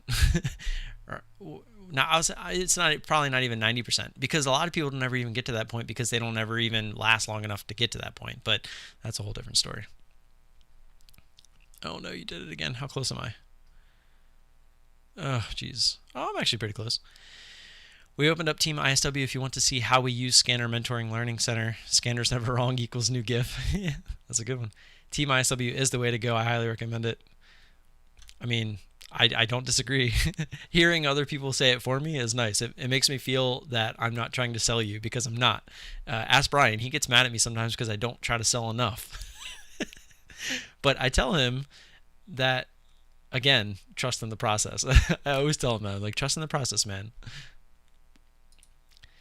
Team ISW, how do I get on that? Down in the description, man. I use trade idea scanners. I am the younger, less rich Ross. Hello, that's how I trade to a T. What is the difference between ISW to TI? I just joined Discord. Sweet. You can message me on Discord if you want to talk about like ISW more, but to put it in a nutshell, TI is like just volume. It's throwing everything at you, and it's your job to go through every chart and decipher. Where ISW is giving you the cream of the crop. It's literally showing you what's moving, the momentum plays. So yes, there have been comparisons in the past, and yes, TI can kind of do what ISW does, but it will not do it out of the box, like without severe modification. Like the advantage to ISW is you sign up and the shit's ready to go. Like you just open it up and it works. Like that's the beauty of it. There's no, you have to put this in, you have to change the RSI to this, you have to put the volume to this, you have to, there's none of that. It's no, the Trade Ideas caters to the 90% because Trade Ideas allows you to make a scanner for literally anything.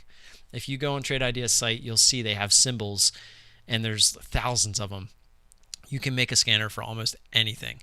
So that's for somebody that has a specific strategy in mind that has to have alerts for only this. Like it's doing the 9 through the 20 while it's above the VWAP, also high of day at all-time volume highs.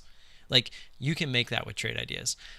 But that's literally what Trade Ideas is for, is to make those specific scanners where ISW is saying, hey, go-go's moving. Go look at it. Hey, Ami is moving. Go look at it. And Brian trades way more than we do. Brian is a freak of nature. The dude, I think he said he traded, actually he said it in the Discord. Let me scroll up. He traded, geez, how much did you guys talk? 24 tickers today. 24 tickers. So, and he trades right off the scanners. So there was at least 24 opportunities today that he traded. And the dude, again, he posts all his charts. The dude's a freaking nature. That's all. I'll leave that at that.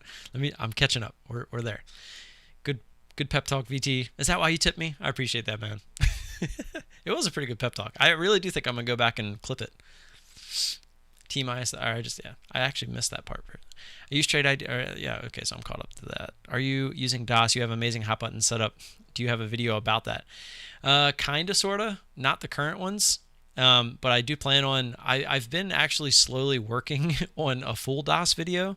I'm starting to think I might just scratch that and do individual DOS videos, like one on charts, one on montages, one on hot buttons, like stuff like that. So I'm getting there. Unfortunately, I can't even do the level 2 one now.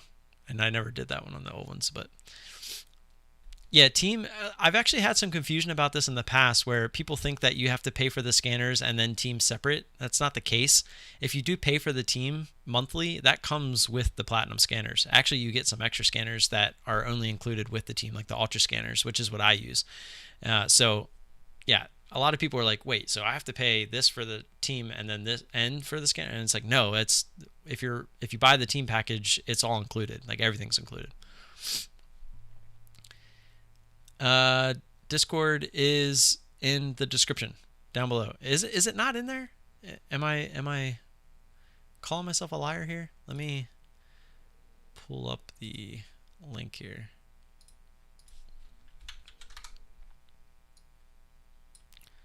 Oops, sounds on. Let's see. No, it's down there. It's in like the ones with the little arrows underneath the TraderSync link. It says join the Discord channel. Right under support the channel if you want to donate. Right. Oh, I was on the wrong one. Yeah, see right there. Just click that link. It should load it for you. But yeah, I'm always asking random questions. Rarely available during live streams. Never tipped on YouTube before, so $5 as a tester. Ooh, just a tester? Just messing with you. Yeah, Brian. I was gonna say Brian actually is the one who told me to just use the smart routes because he's never had any issues with them. So that's why I was just like, okay. What do you mean possibly come to US? You're scaring me. Not completely, guys. Okay, think of Interactive Brokers, how they are available in the United States under PDT rules, but they're available to Canadians and all these other countries. I would keep wanting to say another country, but I don't want to say a wrong country. They're available in a bunch of countries. That's all I'm getting at with CMEG. What I'm getting at is imagine how much more credible CMEG would be if they were also in the United States. A lot of people would stop thinking, offshore broker, like, do I want to send my money to them? Like, they wouldn't. I feel like a lot of people wouldn't care as much because they're like, oh, well, they're in the US too, so they got to be pretty credible, right? I mean, I can sit here and say all I want that CMEG is fine, but some people still aren't going to believe me because they would have to wire their money offshore. No matter how much I have proof on my channel of me withdrawing money from them on 2 occasions actually, just to prove that you can do it. So yeah. Do you ever get market fills in between the spread? Often, really. Yep. We're gonna have to talk about that, Brian, because me and David were actually talking about that with watching GDT's videos and how he was getting it. So I might have to talk to you about that. Maybe that could be a topic for next Friday night after I talk to Brian about it. IB gives price improvement. Very nice. Yeah, I'll have to figure that out. Scroll Trader has 7,000 subs. He's not the one I was talking about with the catering to the 90% in his videos. But I did see that after today, he is now down 50% of his second account. There's a person, I'm not going to name names, but there is a person that messages me every day with the link to his video and basically a summary of the video. It's kind of funny. So it's like I know what's going on with Mr. Trey Neal over there on his channel. But yeah, I don't go out of my way to see what's going on over there, but I do always have the updated intel. Oh, Brian talking about TI. He says TI is a good platform, nothing wrong with it, but ISW is built for 10% of traders' high probability sets, not centered around 90%ers low probability trades. Yeah, basically what I said, just in a much longer version. Like you'll see all the people that you can, after you've been trading, I'll say for a year, you can easily start to decipher who is and who isn't real. Right? You can start to kind of weed out the people that you just can tell are fake. A lot of times it's pretty easy because all they do is post winners all the time, and you can just tell that something's fishy about it. Obviously not going to name names, but you can, again, you just, through experience, you start to figure these things out. It's just like when you start to see charts better. You start to see everything a little bit better. But at the same time, they're trading, or what I was getting at is a lot of the people that you find that are legit, you'll start to see that they're trading very similar, like in very similar manners, like very similar. So the quicker you can I always say this too, back to my example of finding a real job. If you're coming in as fresh meat and there's a guy that's been there for 20 years who knows everything about the job, would you rather go up to him and learn from him, or would you rather learn from another guy that had just started there a week prior? Right? If you come into trading and you know this guy has been making money for the last 20 years from trading, would you rather believe him or some guy that looks like he's not even 20 years old on YouTube just spitting out ideas and trying to prove that he can trade, but he's blowing up accounts left and right? Right? Like, what would you rather do? And it sickens me that some people would rather take the latter. Like, well, that makes no sense. But that's step number one in weeding out the 90%. The people that clearly probably never had a chance from the get-go. The people that read Wall Street Bets daily and follow their advice. Am I almost there? Question for VT or ISW. Can you set up multiples of the 5 available scans on the Elite membership, like multiple i3s based on prices? Brian would have to answer this for sure, but I'm pretty sure you get 1 extra per. So it would be like you could have 2 of the i3s, both positive and negative. Back to the go-go trade after a few minutes of the consolidation period. Let's pull it back up while I'm reading. You would put your stop at high of day, which was 1050-ish. What would you consider a natural pullback to then take a second add? Again, this was just such a long consolidation up in this area. I like to give it 10 minutes just to kind of put a time frame on it. If something starts consolidating for more than 10 minutes, that's basically me saying we're clearly not in that fast move anymore, right? We had the fast move. Now it's consolidating. If it wants to go higher, I'm not interested anymore, right? That was too much consolidation after the fast move. That's not the trade I wanted, right? I'm no longer in a trade that I wanted to be in.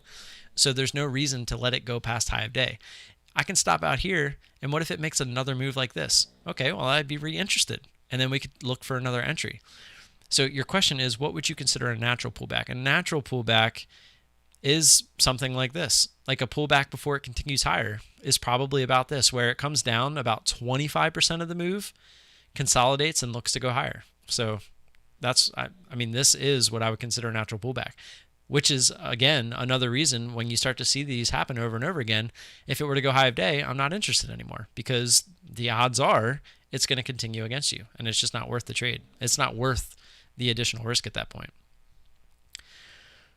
I didn't say I had shaky hands and mind. I said your statement about trading with your emotions are in check. You definitely have shaky hands and mind. No, I'm just kidding.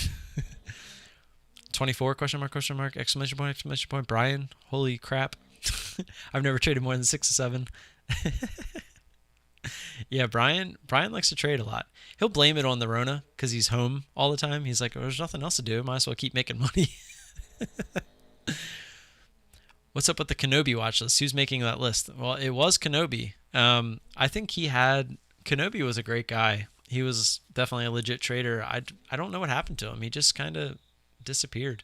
I don't know if he just went rogue and he's still trading and just doesn't really deal with anybody socially anymore. Or I know he had issues outside of trading as well. Unfortunately, I don't want to get into personals, but it was, with his kids. So I could understand if maybe he had to take care of that, which I message him on probably an every other month basis, and I haven't had a response in a while, so I don't know. I miss him. He was a good guy. That's on I trade 1 to 3 ideas a day usually, but I'm still under 10K, so yep.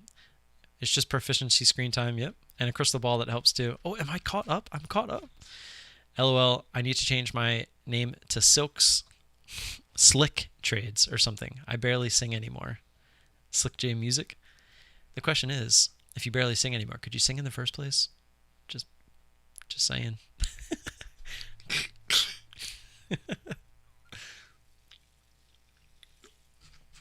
All right, I'm all caught up. It only took me 45 minutes. Do we have any actual questions about anything? The scanners seem to be the topic of choice tonight. Feel free to throw any questions out there about the scanners. That's the thing with the scanners is I don't go out of my way to sell them, and I know Brian hates it. But at the same time, you get me talking about the scanners, you'll see how passionate I am about them. Like my last Twitter post, or was it yesterday or the day before, I had absolutely no chance of trading that day on my own. Like if it wasn't for the scanners, I would have just not traded because it's such a valuable tool. It really is. It literally all of my trades, every single one of my trades from February of 2019 have come off the scanner. That's probably a lie. There might be like 3 or 4 that haven't, and I've paid dearly for those because they were something like when I was live all the time, people would call out tickers and there was nothing else going on, and I'd pull it up and I'd be like, oh, this looks kind of good, but it ended up being a grinder. They always did. They always ended up being a grinder. And so I made the rule that as long as I'm live anymore, I'm not trading out of the chat room. It has to be off the scanner. The scanner gives you the highest probability. Always does. Always will. COVID killed the wedding business. Yeah. Wait, Adam Sandler? I'm sure you obviously get that reference. But if you YouTube Hollywood love scene straight up, that's me fronting that band. If you YouTube Hollywood, I mean, am I going to get copyrighted if I play something of it? Because I will. Actually, I have it set to where you guys can't hear what I hear anyway. So let's see. Hollywood love scene. Oh, you guys don't even automatically pop up? What is this crap? Straight up. Or is it just Hollywood love scene? Okay, and then you're saying straight up, that's me. Let's listen.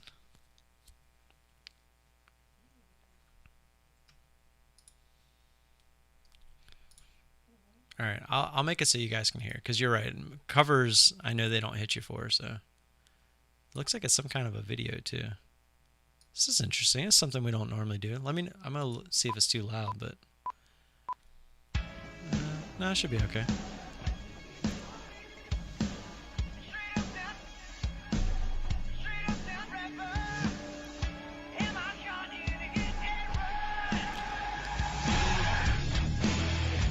This is my kind of stuff. Trisha, yes, I use DOS with IB.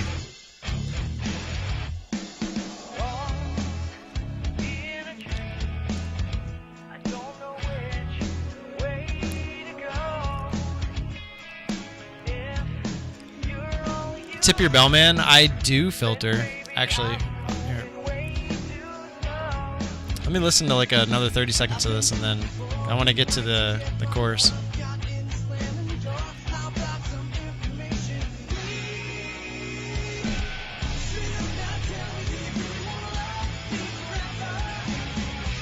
Dude, this is pretty sick, man. This is good.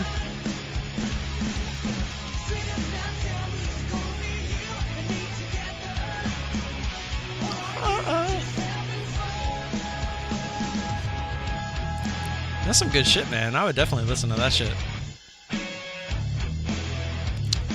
Hollywood love scene.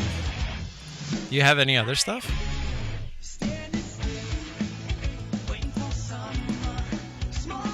Okay. No! Damn it. I couldn't get rid of the...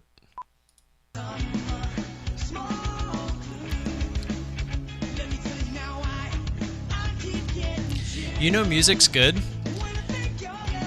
You know music's good when you don't turn it off.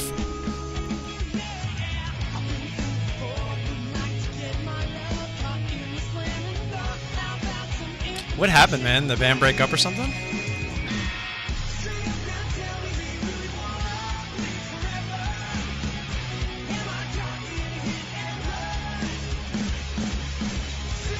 This is good. Like, seriously.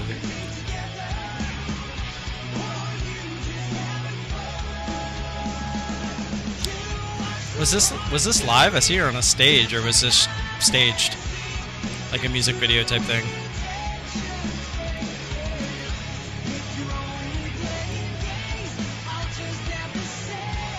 Gotcha.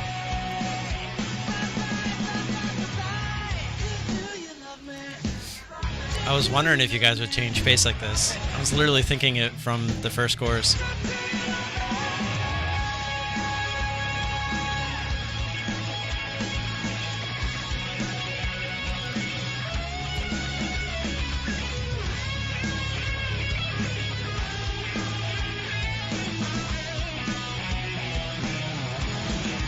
Great solo.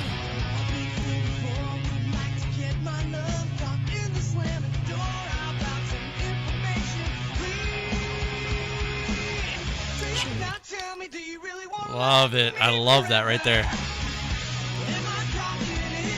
That's the shit that like gets to your bones.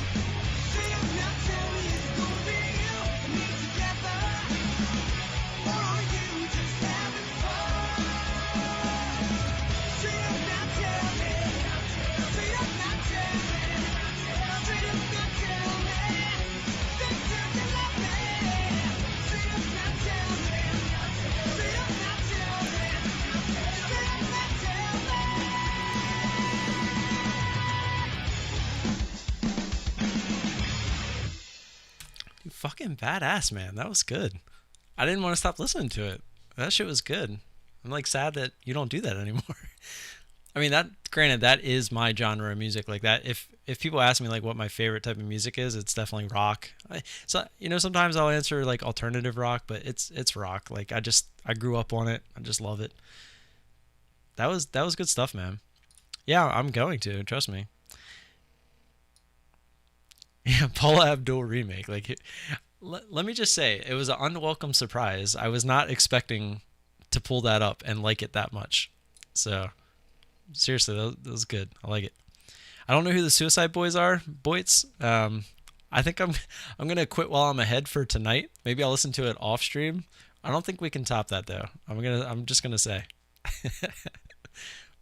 I actually, the reason you guys can't hear my trades anymore is because I got tired of not listening to music while I trade. So I made it so OBS, like, you can't hear the alerts anymore or anything because I'm listening to the music. So it would obviously get me copyrighted when I did the live video. So, all right, Brad. Yeah, man. Have a good weekend. I'll see you Monday. I wanted to go back and answer a couple of the questions up here. I know Trisha had said the DOS with IB. So DOS with IB, yes, I do obviously use that, but you do have to get it integrated, and it is a little bit of a process. It's like a 2-day process. Mainly you apply for it, and then once you apply for it, Interactive Brokers themselves and DOS themselves actually kind of exchange emails back and forth, and you're CC'd on it. And basically it's just kind of putting all the information together on their side, and then you're good to go.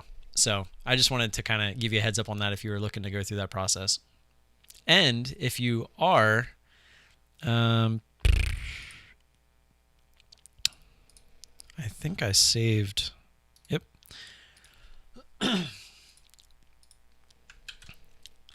So I'm going to throw the link in the chat. That is the how you would get it all set up. And that actually even shows you like the packages and stuff that you can pay for and all that good stuff. But that is the page that they would send to you to get all set up.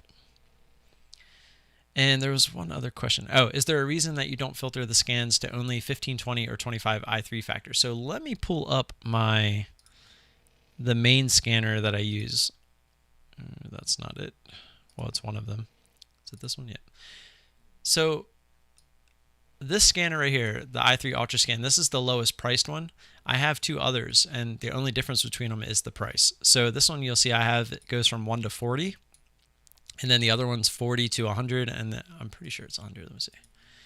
Yeah, 40 to 100, and then the last one is 100 plus, basically, because I have it, I think, to 1,000. But obviously, I'm not going to be trading that.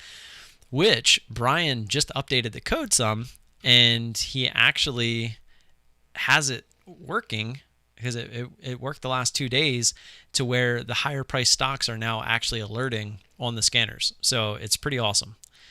He finally figured that out. It took him effing forever. So as you could see on the live stream today, I was actually looking at $400 or $500 stocks because they were alerting, and they should have been because they were making that intense move that we look for.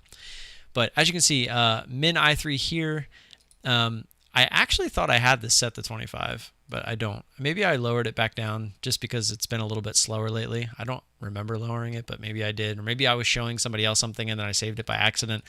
But I'm pretty sure I had this set to 25. Oh, you know what I have set to 25 is the monitor. Let's see. Just call me a liar.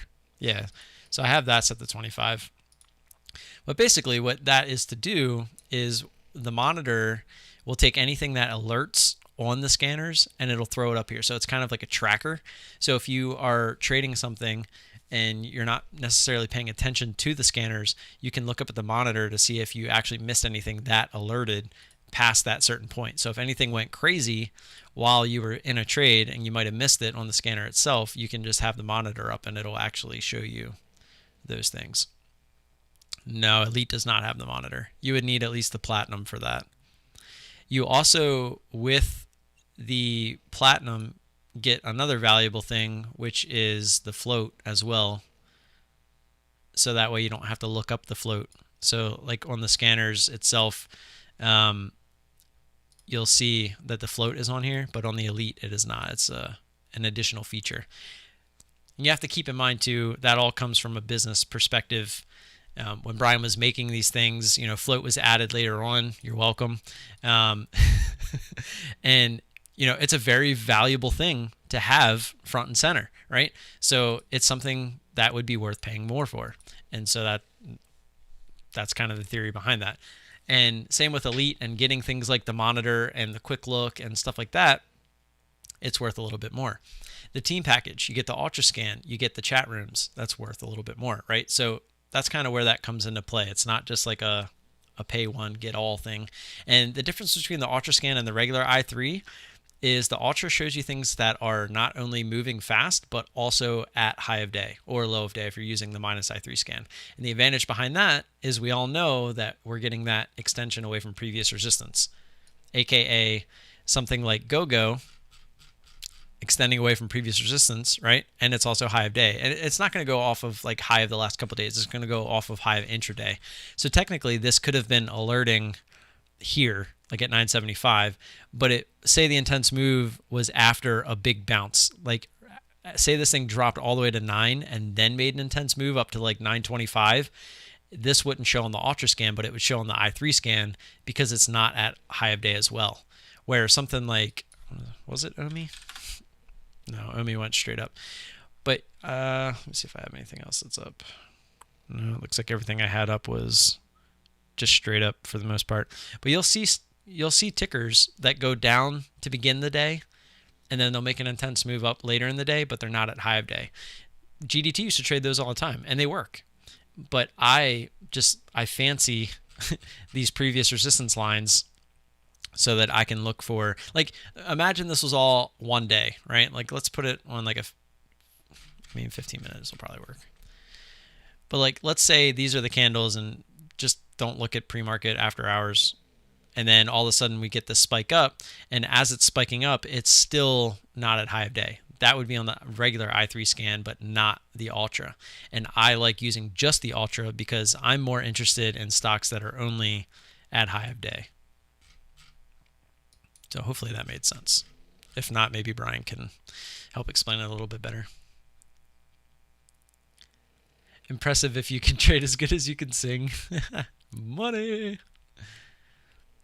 What package am I on? On DAS or ISW? Because you already know I'm on the team for ISW, so I'm assuming you're talking about DAS. I'm just on the $100 one, the bare minimum. I was actually thinking about paying the extra $15 for the demo replay though. So you can actually have a replay feature, so you can go back and trade whenever you want, even on the weekend, at night, whenever, for an extra $15 a month. I actually used to do that all the time. I feel like I'm kind of to a point where I don't necessarily need to do that now. I'm not saying I'm that good or anything. I'm just saying I don't feel there's a benefit to it at this point in time, because before it was trying to perfect my strategy in certain situations and stuff like that, where now I have a strategy and I follow my strategy. So that's not really the issue currently. So that's why I don't necessarily need it. Right now I just got Cobra with DAS and switching from longing to shorting. From what I hear, Cobra is actually pretty good with shorts though, right? Or is Cobra the one where you have to pretty much pay for all the shorts as well? I don't remember. That's the secret behind the ideal intensity indicator. It alerts before the reversal.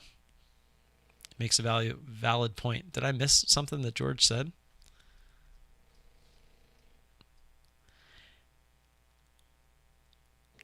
Oh wow, I did straight up miss that while we were listening to the music. How timely is ISW compared to trade ideas? A lot of scanners like DAS built-in pop-up quite a bit behind the move.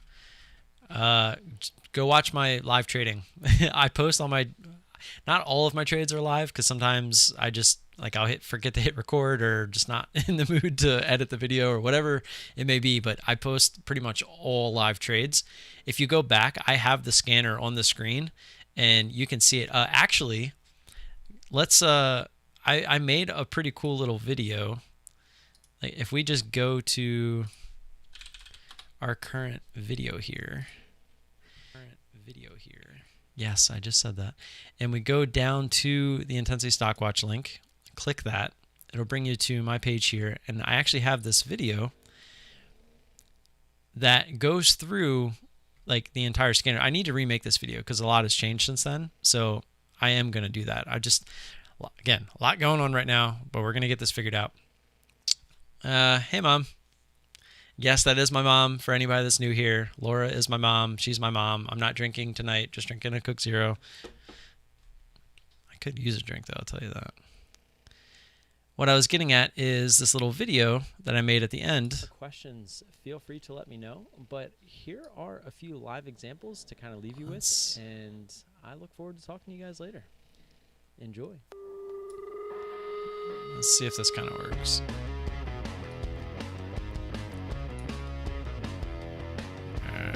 Let me figure out a way to blow this up real quick.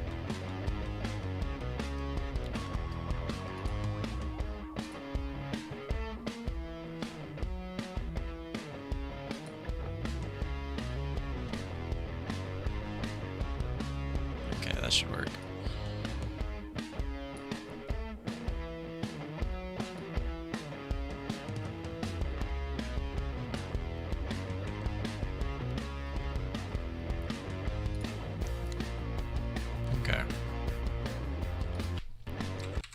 So I want to pause this real quick. So keep in mind, this is back when I sucked like a lot. This is back when I would take profits way too early.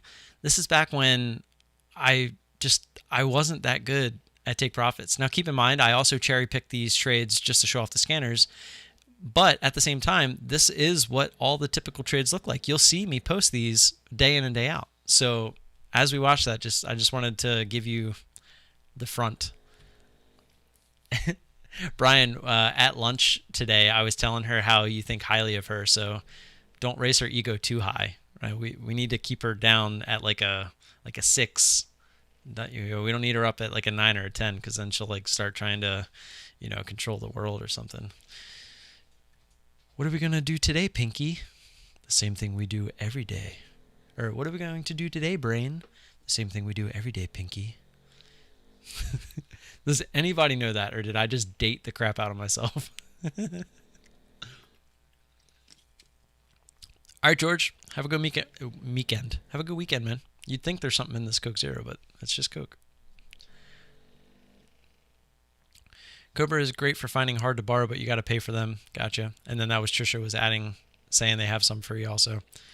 Thanks for the info, VT. I'm getting myself set up soon, so I'm sure I'll have more questions. Have to go for the night. Yeah, of course. Thanks for stopping by, and thanks for the 5. I appreciate that, man. Seriously. Any support is good support. If you contact them, they tend to give them out for free at times. That sounds kind of sketch. How can they just give them out? Okay, anyways, let's watch this real quick. So what I did here is I just highlighted them on the scanner. Jeez. Whoa. Let me stop to, did you add a 0 by accident there? If not, I appreciate that, man. If you did, let me know. I'll send you the other 45 back, because it's not needed, but I do very much appreciate it. So thank you very much. I feel like I already know the answer, but I always feel obligated to ask. Appreciate that, man. Yeah, again, no need to pay for information here. Any support is very welcome, and I always appreciate it. But yeah, hit me up on Discord if you have any questions while we're not live. If you want to wait till we're live so that everyone can kind of learn at the same time, I do encourage that. And sometimes you'll even hear me say in the Discord, that would be a great question for the stream if you don't mind, kind of thing. So, but yeah, I appreciate that, man. Have a good weekend. I'll see you on Monday, and back to the video.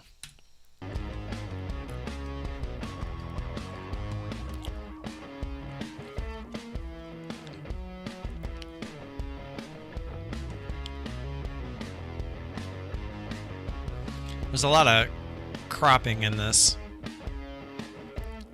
just to make the video quicker. Obviously the trades didn't happen this quick.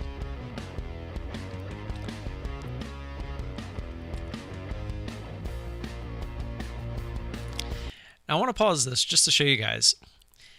You get this so often in shorts. You get the big move, and we say it all the time, the faster the move, the weaker the trend. And with shorts, for some reason, they just love taking the elevator down. I mean, we all know why. Over time, you start to realize why, because there's just more overwhelming selling pressure than there ever will be buying pressure. It's just how it's just the emotions of the human body, mind, whatever you want to call it. The emotions behind selling a stock is so much easier for people to do than to buy a stock. When people see a stock soaring up, if they're already in it, all they want to do is take profit, sell, sell, sell. When the 10% see this happen, all we're going to do is sell, sell, sell, right? So you have the pressure, the selling pressure of the 10% getting short because they know it's a great opportunity. You have the people that were in down here also getting short. And then you have the people who FOMO'd into this trade. So on this elevator drop down, they realize they're getting, it's done moving, right? The people that were like, oh, 740, I'm going to get in for the 750 break, and then it rejects. That's also selling pressure, right? The people that get out real quick are the smart ones, not the bag holders. So you have three different types of people that are putting the selling pressure on something. And that's why you get these elevator downs, is what we like to call them, where if something is panicking, they work just as much. But it takes a lot longer because people in their head are fearful. Why is this thing dropping? What's wrong with the stock? Why is it dropping like this? I'm not going to buy this until I know what's going on, right? Those are the kind of things the 90% are thinking about when a stock is dropping really fast. You're still going to have the 10% that realizes that stock is dropping way too fast, and they're going to throw some money at it. And, you know, that most of the time it's going to come back up. But this is what you see very often, and that's kind of what I'm getting at. This is what the scanner finds, and that's what this video is all about, is showing you that the scanner found these. And look, a lot of times you'll see the scanner was early. It didn't give you the exact top. It gave you time to not only get in, but it gave you time past that, right? It gave you a better opportunity. More like jumping out the window.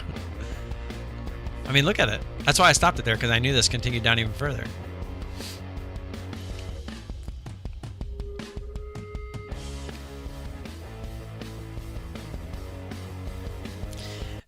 Brad, I wish you were still here. I'm going to say this anyway, just in case you come back and watch this. But this is what I would consider not a normal pullback, right? This had a fast move, consolidated literally at the top with almost no pullback, and then continued. To me, that's all part of the same move. This is not what I would consider a pullback.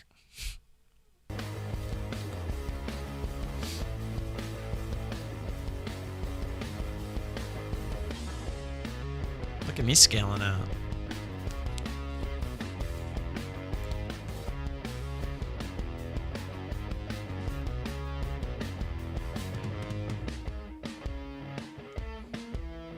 Look at that. That's what I'm talking about. You'd almost never see me do this now, like ever. Like maybe on that drop right there, I'd be taking some. That would have been my first cover. See FTC over here. Oh yeah, I didn't even look at the scanner. I could just see the chart.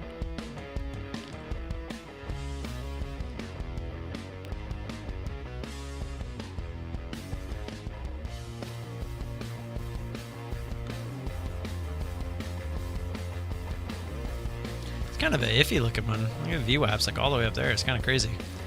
But then just to pause real quick, like you can see 50% of the move is probably right around this area where it's about to hit now. But again, look how early I was taking profits. It just comes with time.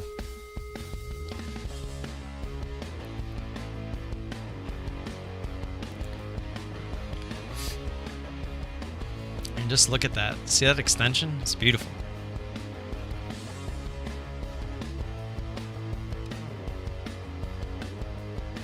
And never going to be perfect every time, too. I mean, even in my OMI trade today, you saw it did just this. Went a little bit higher. So that's all. I mean, that video, if you want to watch it again, it's down in the description. You just got to click that link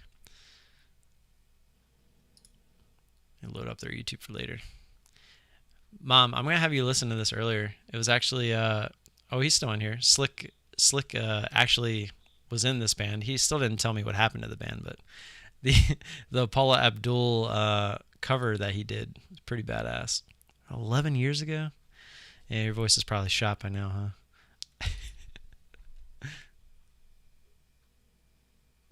Am I back? Okay, I'm back. Oh, no, I'm not back on chart one. Alrighty. Get out of studio mode. There we go. Still hanging in there. Can we see some more of Brian's charts? I actually still... Shnikes. I actually think I closed that chat. Brian, send me all your charts for the day on Discord.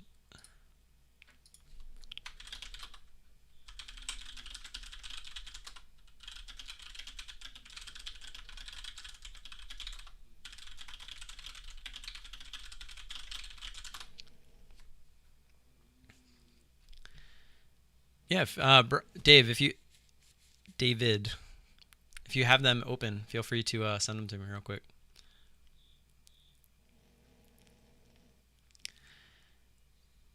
It's just I'm 42 now. I need help quickly setting the stops, etc., like you do with your hotkeys. I've watched a few of your DOS setups. Do you have a video for the current setups? I do not, but crap. I think I did this last week too, where I just gave these hot buttons to everybody in the chat. I need to just make a video. Maybe tomorrow I can squeeze in a video. We'll see though, because I think I have to go over my mother's. Maybe tomorrow night I can do it. I mean, which one of I can give you all of these now, but I still need to make a video. It's just a pain in the butt to... Well, while David's sending me those, let me just send them to you. Doesn't take that long.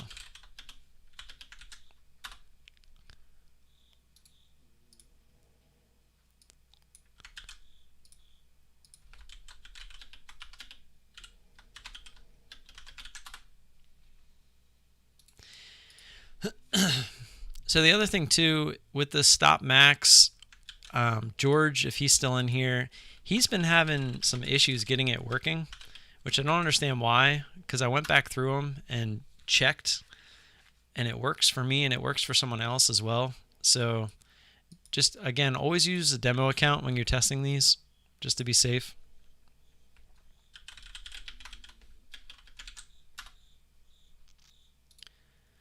Yeah, Trisha, I'm not hiding anything here. So anything I have that you want, just ask. I'm not I'm not one of those channels.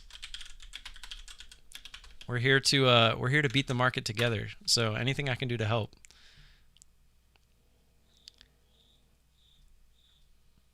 Which room is the one to be in on during the session, Hangout or General Hangout? The Hangout is the mic channel. So yeah, I'll be in there on the mic, but while you're in that channel, you chat in the General Hangout. So yeah. So real quick, Trisha and everyone that is listening, let's go back up and look at the stop max and the shares left. So the stop max and the shares left, you'll see one number in there, and it's 30 right now. So the stop max, that's your dollar amount that you want your stop to be at in dollar amount. So if $30 is your stop max, when you hit the button, it's going to put a stop order at where $30 would be to stop you out.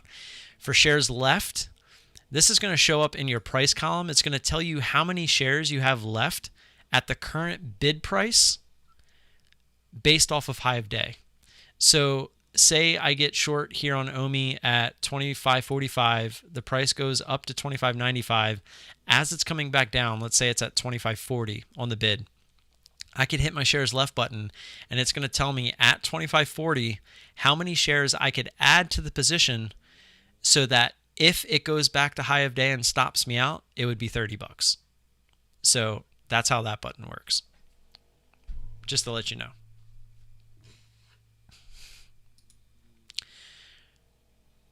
Brian, are you under like a different account? Your thing changed and you have no avatar symbol thingy. Did you ever see the 2 squirrel trading remake videos by Mike Coxmall? I only said that out loud because I knew what it was from, Fast and Furious, if anybody's interested. They are hilarious if you want a good laugh. I'll have to go check those out. All right, here's some of Brian's charts. How do I want to do this? Let's just open them in a new tab and we'll look at them that way. Let's go full screen again.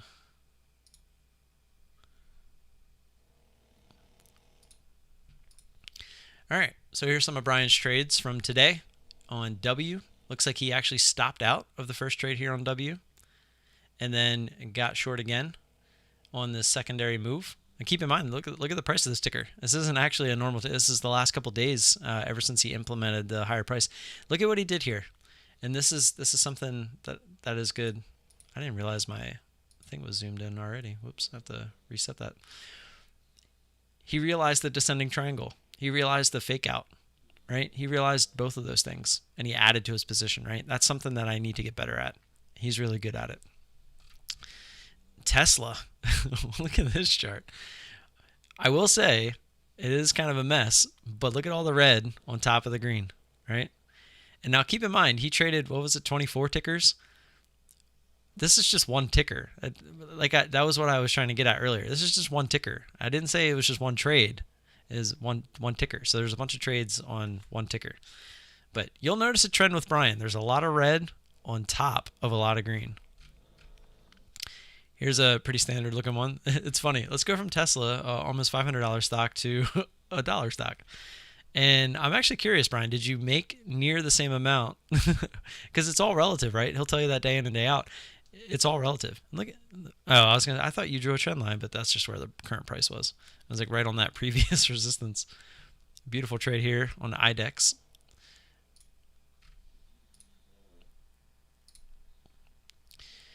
SUI.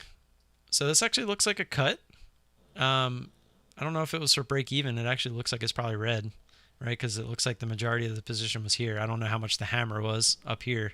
Usually when he hammers, though, it's usually multiple arrows. So I'm going to go ahead and say the SUI was a little bit of a red trade. Another red trade here on JKS. That thing just never worked, right? And this is kind of what I was talking about. This is actually a perfect example. Earlier, I was telling you guys, we have trades where you get the moves off the bottom. Like this wouldn't have been on the Ultra scan. This would have been on the regular I3 scan because it was coming off the bottom. See how it's not high of day? So until it hit high of day here, which it may have, and he may have chased it, I don't know. But that was kind of what I was getting at as far as the difference goes. IDEX was, I didn't mean like overall. I just meant like one trade, like on Tesla, not all of them.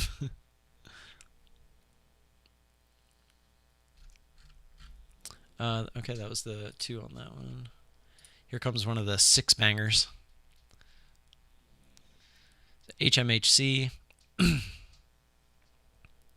a little scrolling on this one. Yeah, red, green. PEIX, red, green. Look at that one. That one's beautiful. What ticker was this? LAC. This is the one that I tried to trade, but I got rejected. So thankfully he can. But I think tried it as it was coming down. So I guess maybe you ran out of shares on this one, Brian. Just so happened to be the top. NIO, nice topper there. Look at that. Pretty much top tick that one. Beautiful covers. I mean, he was really looking for this thing to keep going. Greedy little crapper. That thing went all the way down here and he didn't get out until it started coming back up. Kind of funny. The patience this man has. A little long position here on SLDB. Looks like he got a bunch covered there and just stopped out probably what was a trailing stop. And then OSTK.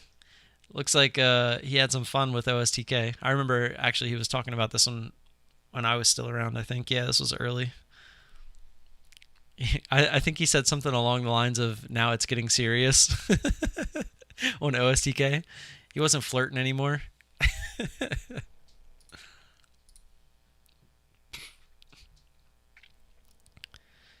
I didn't hit the. And this was the last one. So WKHS.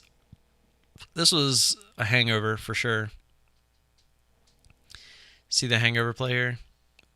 I mean, did it pop? It doesn't really look like it popped. I guess it kind of did, but it was definitely, it looks like you chased it a little bit and then it popped and then you added into it. Pretty nice trade. Look at that one all the way down here. NIO. Look at that one all the way down there. This must have been a screenshot out, because didn't you already have one on NIO, I think? Like this first one. And then this looks like a second trade for the fade. And NKLA, I don't know if this was a long or a short. I'm assuming it was a short because that was a pretty big move up. Looks like he just covered it all into the wash. Unless this was one of those ones where he had like a very small portion and then just restarted it up here. He does do that from time to time. Yeah, OSDK. That's the thing, guys. Brian has this saying, whip me, beat me, all that kind of stuff. He wants these types of trades, and I'm going to explain why. So this is not for the faint of heart. This is not for everybody. Most people would love to just do this, me included. NIO, right? Top tick a stock, never have to worry about it. Get in, try to be as patient as you can, and get out, right? Same thing over here. What was this? PE or LAC? Basically the top, stress-free trade, just works, and then you try to be as patient as you can and take profits.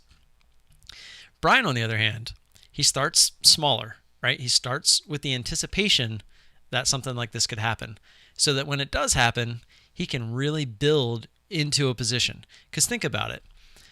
What's the motto here? The stronger the move, the weaker the trend. So if the move starts off strong and then it just keeps continuing, what does that mean? The trend's just getting weaker and weaker. The stronger that thing goes and goes and goes, the weaker it's getting. And it's most likely just going to snap back down at some point, right? It's just a matter of when. So if it just keeps going and going and going, it's almost like, for any of you poker players out there, having pocket aces flopped two aces, you have the absolute nuts. Or let's use kings for an example. You have pocket kings on a king, ace board, right? River obviously isn't going to matter at this point, unless it's like the queen of whatever suit that there's two of that suit out there already, then I guess it could be a problem. Let's say it is, right? But you have pocket kings and the dude's raising you nonstop. Like he's the one giving you the action. Are you going to shy away from it? Hell no, right? You got four kings. What are the odds of you losing this hand? There's one, before the river, there's one hand that can beat you. Only one. And it's very, very highly unlikely, like super highly unlikely. And then the river comes and he goes all in on you. I'm just throwing this analogy out there. But now there's a royal flush possibility. So now there's two hands that could possibly beat you, but the odds of those two hands actually being out there are so impossible, so rare, I'll say. It's not impossible, so rare that you're just going to lose your money if you're wrong, right? You're going to be wrong. There's going to be times where OSTK does this, consolidates straight sideways, and then goes higher. And it's going to hurt. But it happens, right? Those happen. That's where risk management comes in. How did you size into the trade? Did you account for that sizing into the trade? Are you okay with a loss of that size, right? Brian is. I've seen charts where he's had a chart that looks like this, red, all the way up, and it just consolidated sideways and went higher. And he cut it. Having the risk management and the ability to cut that trade is what separates Brian from 99% of other traders. It is. It really is. The emotional discipline to do that. He wants this trade. He wants it to keep going. He wants this strong move because he knows it's a very high probability that those pocket kings, those four kings, are going to win this hand. If they don't, oh well. The odds of you ever being in that situation again and them not winning is very highly unlikely. But a lot of the times, it's going to pay out. And a lot of times when you build a really nice position, it's going to pay out, right? That's the idea behind Brian's methodology. But again, he sized in correctly, knowing that if something like this just goes sideways and goes higher, he can cut and be okay with it. It's going to hurt, right? His strategy accounts for that. It's going to hurt when those happen, but it happens so rarely that all of the times he banks when the four kings win, when the royal flush or the pocket, the four aces finally do beat him, it's a drop in the bucket. So I feel like that's the best way that I can really explain that. For anyone that's looking at these charts and they're going like, WTF, that's just adding and adding and adding and adding and adding and adding. No, that's definitely not what he's doing. I mean, it is, but it isn't. There's a difference between adding to a loser and scaling into a position. Really let that sentence that I just said sink in. There is a huge difference between adding to a loser and scaling into a position.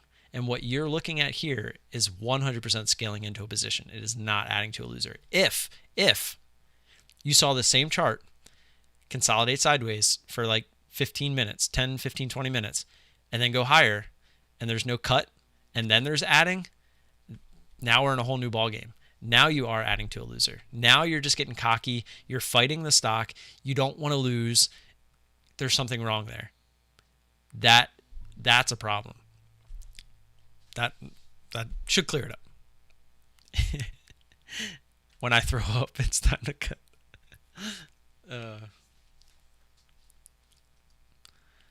Okay. Let me make sure I didn't miss anything. Have you ever traded Forex? I think, didn't you ask me something about Forex earlier? I didn't mean to skip it. I think I just, what do you think? Yeah, you said it like right as I was doing the video and the hotkeys. Sorry. No, I don't trade Forex. I don't have any interest in it. I feel like these moves, they don't really happen on Forex very often. So I think Brian's actually working on getting the scanners set up for Forex. So that could be in the near future. I don't know. Maybe I spoke ahead of myself. I don't know, but I think he said that could be a possibility with the new data provider that he's trying to work with. So test. Not today. What was not today? Damn, it stops are on point. It's all about the jiggle points. Yeah. I feel like I read those, but I never said them out loud. Lower probability. Oh, why not go long? Yeah, like David said, it's a lower probability of working. It's that simple. I mean, again, for you poker players, if you could go to the casino and sit down and know that you could be dealt pocket aces several times a day and only play pocket aces several times a day, wouldn't you do it? Like if you could go to the casino and say, like Brian traded 24 tickers today. If he could be told, if I go to the casino today, I'm going to get dealt aces 24 times, don't you think you would go that day? Like if you could go to even if like you're a blackjack player or roulette or whatever game it is, if you could be told that a certain number was going to hit a certain amount of times today, that's an edge, right? That's what I'm getting at, is that's an edge. If you could go and play blackjack and you know you're going to hit blackjack 50 times out of 200 hands that day, that's an edge. Like, you know, you have an advantage. It's no different with the stock market. ISW, the scanners are giving you that edge. They're giving you the pocket aces. So if you can sit down and only play the pocket aces over and over and over again, and only the pocket aces, and you have an edge that's profitable and your risk management is in check, you're going to be profitable. Like, you're going to figure it out. It might take some time to figure out how you're going to do it, but you're going to get there. And that's what I'm getting at with the Forex thing is, unless I had a scanner telling me when things are doing just this, it's not worth my time. I'm not going to sit here and just watch Forex all day hoping that something spikes like this, because it doesn't happen very often. But if we had a scanner that does it, then that could be a different story. Like, if I'm just sitting around, it might be fun to mess around with it. Brian, your sick brother. Yeah, I think he's pretty healthy, actually. Brian is my hero. Crystal Ball helps too. You know, I'm so mad at this Etsy provider. I don't want to give it away. I'm just gonna save it. I'm not giving it away. Where can I buy one of these crystal balls? Let me guess, ISW scans. You guessed it. But if you're actually looking for a crystal ball to mock Brian, don't go to Etsy. Wink, wink. But what's your max percentage loss when I throw up? It's time to cut that kid. Oh, it's so funny. You could have used it today. Might have been able to quit the day job.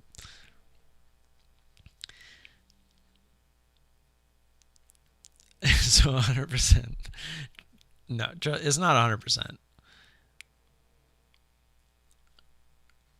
Yeah, like you just said, depends on the opportunity for me. Some hands are worth more risk. Like I said, if you have pocket kings and there's two kings on the board, you're going to throw more chips on the table versus if you had two kings and there was two aces on the board, right? And just because you're dealt pocket kings or pocket aces doesn't mean the hand's going to win. Always remember that. Thankfully, Brian plays a lot of poker, so a lot of the references he would spit out in poker terms I got because I was a very avid poker player. My mom can confirm that. I played for quite some time and a lot when it was online. So just the references there are very easy to come by. A+ setups, go big or go home. I mean, kind of. I wouldn't say you have to go big or go home, but you should definitely have risk management in play. Don't stray away from the risk management. Yeah, like a card counter. I mean, yeah, essentially. That's another good way to put it if you're a blackjack player. Any updates on GDT? I was told that he was talked to and that he's just, like, again, just dealing with the outside of trading stuff. But I have a feeling he's going to be back. Just a matter of time. Do I trade pre-market? No. Yeah, almost sent to rehab. I don't think I've told this story on here. My high school girlfriend, she told me the next morning once that I was like yelling for a card to come on the river in my sleep. Like, that's how into poker I was. I would literally dream and sleep talk. I get, like, I don't know, talk in my sleep about it. It was bad. And apparently I would just get really pissed off because I would lose hands in my dreams. Yeah. I wouldn't say I was like... The thing is, I wasn't losing money. I was making money. So I wouldn't say there's Gamblers Anonymous needed. Learn how to spell, Mom. Anomus? What do you... Come on. You spell check. Doesn't it like pop up with the red squiggly lines underneath? Oh, wait. I don't need those because it doesn't pop up because I don't spell things wrong. Apparently I didn't learn how to spell from you. But no, I do not trade pre-market.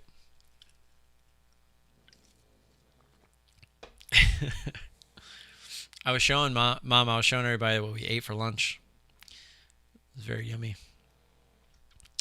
Where did I put that?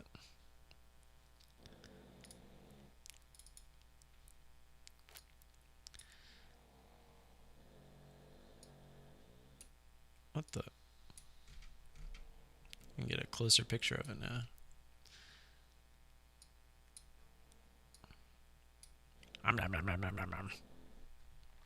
It was really good. What time are we? Oh, 11:30. Jeez. Jeez, a peasy. Man, you guys... Mom, is that really Dad? He, like, creepily knows things about my past. Just saying. Boys, you're always sending me stuff. I feel like it's something different every week. No, I don't need anything from Bollinger Bands. No, thank you. I've used Bollinger Bands in the past quite often, so I don't think I need them.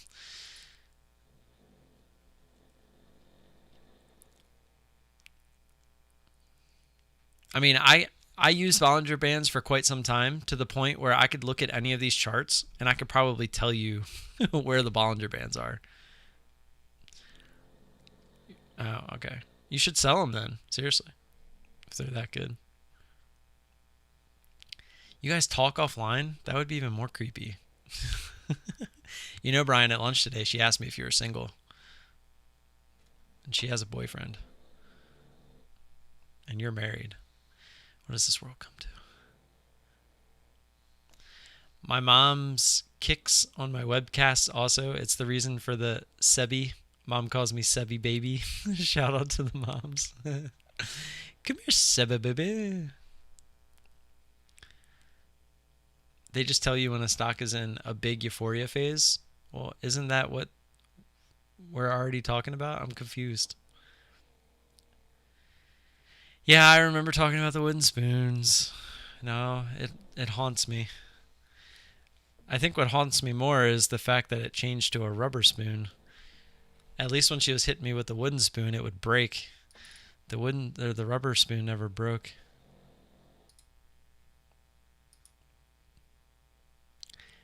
It's not Sebi baby, is it? How am I pronouncing it wrong?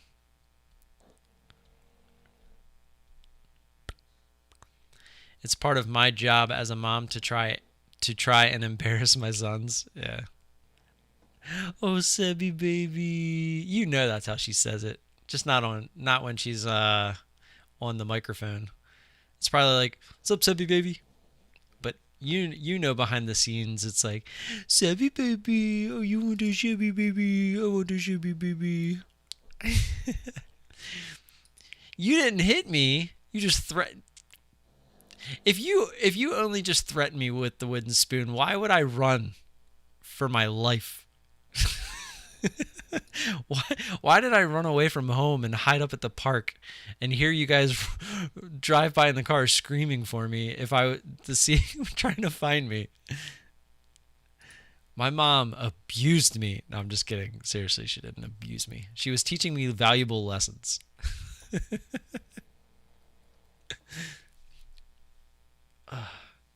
Selective memory. Oh, it's hard to forget memory that was literally pounded into my ass.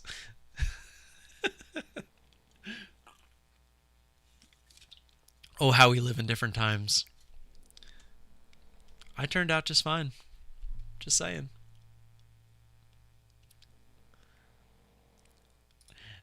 I was afraid and didn't want to get hit because I knew what it felt like. Stop trying to back yourself out of a hole. You can't back yourself out of this hole. I was also old enough to remember. I remember the rubber spoon much more vividly.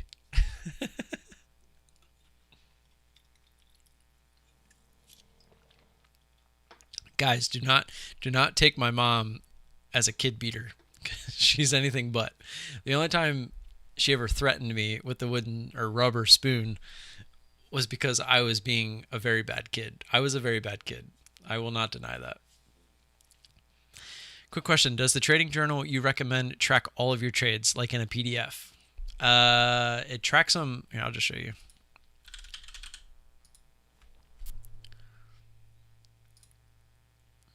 Should already be logged in here.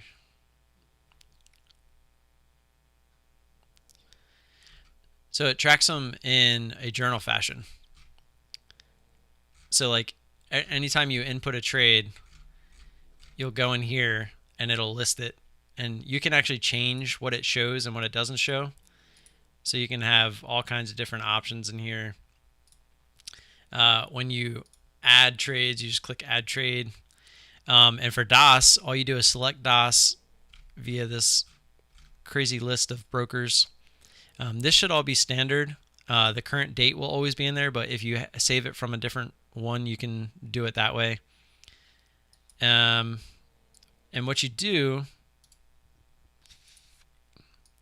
is you pull your trade log. This is the valuable part off of DOS that you need. You would right click and hit export. And I have a folder that I made just for these. So it's a CSV file. You would just save it. So like you would say October 2nd, which you can already see mine's in there, and then put .csv, and it'll save the CSV file. And then for that, you use right here, you would just hit browse. You find that folder, and as you can see, here's all of mine. So you would find that one right there, hit open, and then just hit import trades, and it'll add all your trades for you. And if the commissions are detailed on DOS, it'll do all that for you, so you don't have to do any of that. It's pretty awesome. And then you can go and you can do dates. Like if I wanted to just do this past week, I could do start of this week, which was actually September 28th, all the way to October 2nd.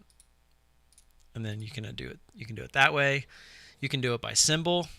You can do it by you can do it by so much stuff. Like you can have like your setups in here, long or short. If you have mistakes, these are if you label the trades. So like if you click on a trade specifically, it'll break it down for you. And then it has a chart in here too, which actually shows you. You can come down here and put your own chart in here, which I haven't done for this trade yet, which I'll go ahead and do right now. So you can have that for reference. It has a note section in here. What was the other thing? But yeah, I mean, it shows you everything. It's pretty sweet.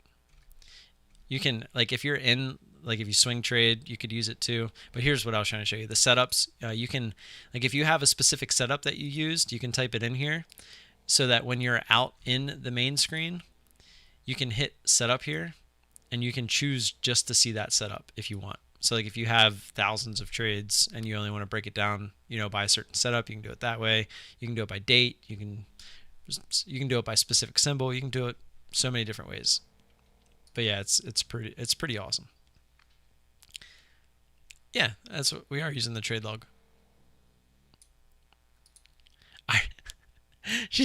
I ran into the spoon. Get out of here. Camille, no, it does not auto import. No. No, I think TraderView does that. I'm not sure, but I personally like TraderSync a little bit more. Just, I don't know, it's a little bit more modern. Just, I feel like all the trading journals that you pay for are pretty similar. So it really comes down to like what your taste is. And I don't know, it's just better to look at. TraderView is very kind of plain to me. And these guys are very hands-on. Like, since I am an affiliate with TraderSync, they're obviously always looking for ideas. And there's like one of the ideas was they have the bar chart as a default, and that was all they had. And I told them that they should add a line chart. And I mean, it wasn't even 2 weeks that they added the line chart. So you can kind of get a better representation of things. I mean, he's always listening. They have a timeline or a map that they're trying to follow. And if there's something that he feels pops up and he's like, oh, that's a pretty good idea, I would like that, they'll, move it up on the map to get it down a little bit quicker and all that good stuff. So yeah, it's pretty cool. I mean, you can't go wrong with any trading journal. The more important thing, like, I'm not trying to sell you on TraderSync, but the more important thing is that you use a journal. Using a journal of something, use a hand journal. I still have a hand journal that my son took, and I don't know where it's at currently because he was writing in it. But I have a handwritten journal. That's actually what I use for like the section down, like the notes section. I don't use that in here because I write it out in my paper journal. So I feel it's a little bit more effective to do that, but to have the digital stuff here to come back and look at whenever I want is pretty darn valuable. So, and obviously it keeps track of everything. So if you are running a strategy over a set period of time, you can come back and figure out, what's the holes in the strategy, like what's not working, what's working. Am I taking profits too soon? Am I staying in trades too long? Am I taking profits too early? Like, am I stopping out too early? Am I, it's a way to go back and look at the statistics, right? Because in the end, statistics don't lie. So good night, Mom. Love you. I'm pretty sure I'll see you tomorrow at some point. My son trades with me, and we wanted something to keep track of each trade better. Well, hopefully this is something that could help you out. Like I said, I feel just doing the journal in the first place is a little bit more important. But when it comes to actually getting a journal, you should have one that you like to use, one that you're actually going to use. If you feel like it's tedious to use, then and you're not really getting any value out of it, it's not going to be beneficial to you. So that's kind of where I stand with journals. It's not a necessity to have one that you pay for, but you do get a lot more out of it if you do. So it's just another tool that helps you become a better trader. Albert, what's up, man? You never responded to me the last time I reached out. How is everything? That was back on September 22nd. I've become a whole year older since we last spoke. Albert is another one. He says always helping out the people, making the world a greener place. I very much will tell you that he's talking about himself.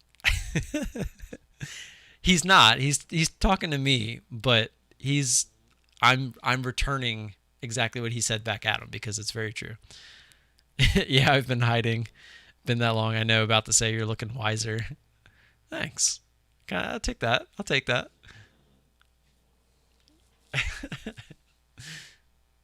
Yeah, Albert, by the way, if you guys don't know, he has a YouTube channel as well. Go check him out. Definitely a recommendation of mine. He's also a counter trender. Does it a little bit different than I do, but he's on the same side, as I like to say. Does TOS have high of day, low of day? Yesterday's high, yesterday's low, previous high, open, close lines. I mean, like DOS. I haven't used Thinkorswim in a long time, so I can't answer that for you. I know they have high of day and low of day. Or actually, I don't even know if it's a line, though. I know they have the little bubbles. But I do know Thinkorswim allows you to code, and there's some crazy studies that people make out there. So I don't see why it can't be done if it's not available.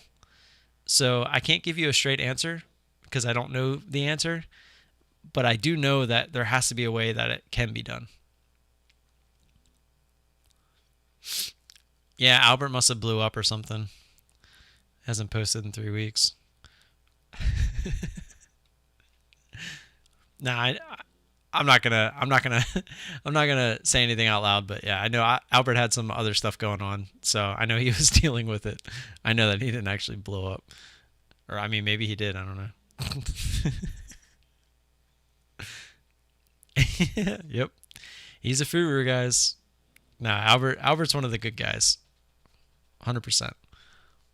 You know, like I said, when you've been trading for a while, guys, like I'm talking a year plus, you start to weed out the obvious ones. Like, and then you also start to see the ones that do post big numbers, and they're legit big numbers, like legit as in the money's real, but you start to see why they're still scammy and a furu. Like you start to see things in a different light. The more you're around, the more you start to see everything more clearly.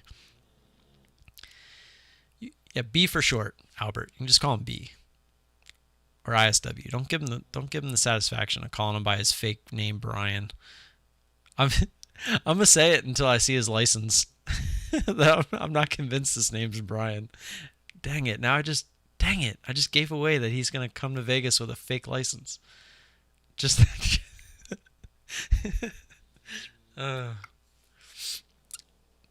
Took me about 6 months to filter out the genuine traders. Yeah, see, I honestly think that you're on a faster time scale than most. I would say it took me about a year to really start to see what was going on in a lot of these rooms that sell you stuff. All right, it's getting kind of late. We're gonna get to that time where I'm gonna give the 5-minute countdown of questions or no questions. So we're at 44. So we'll go to math 49. If we don't have any new questions that can keep the conversation going, I'm going to go ahead and get out of here and start my weekend. And I don't mean start my weekend in a bad way. Just I know that it's going to be a busy weekend.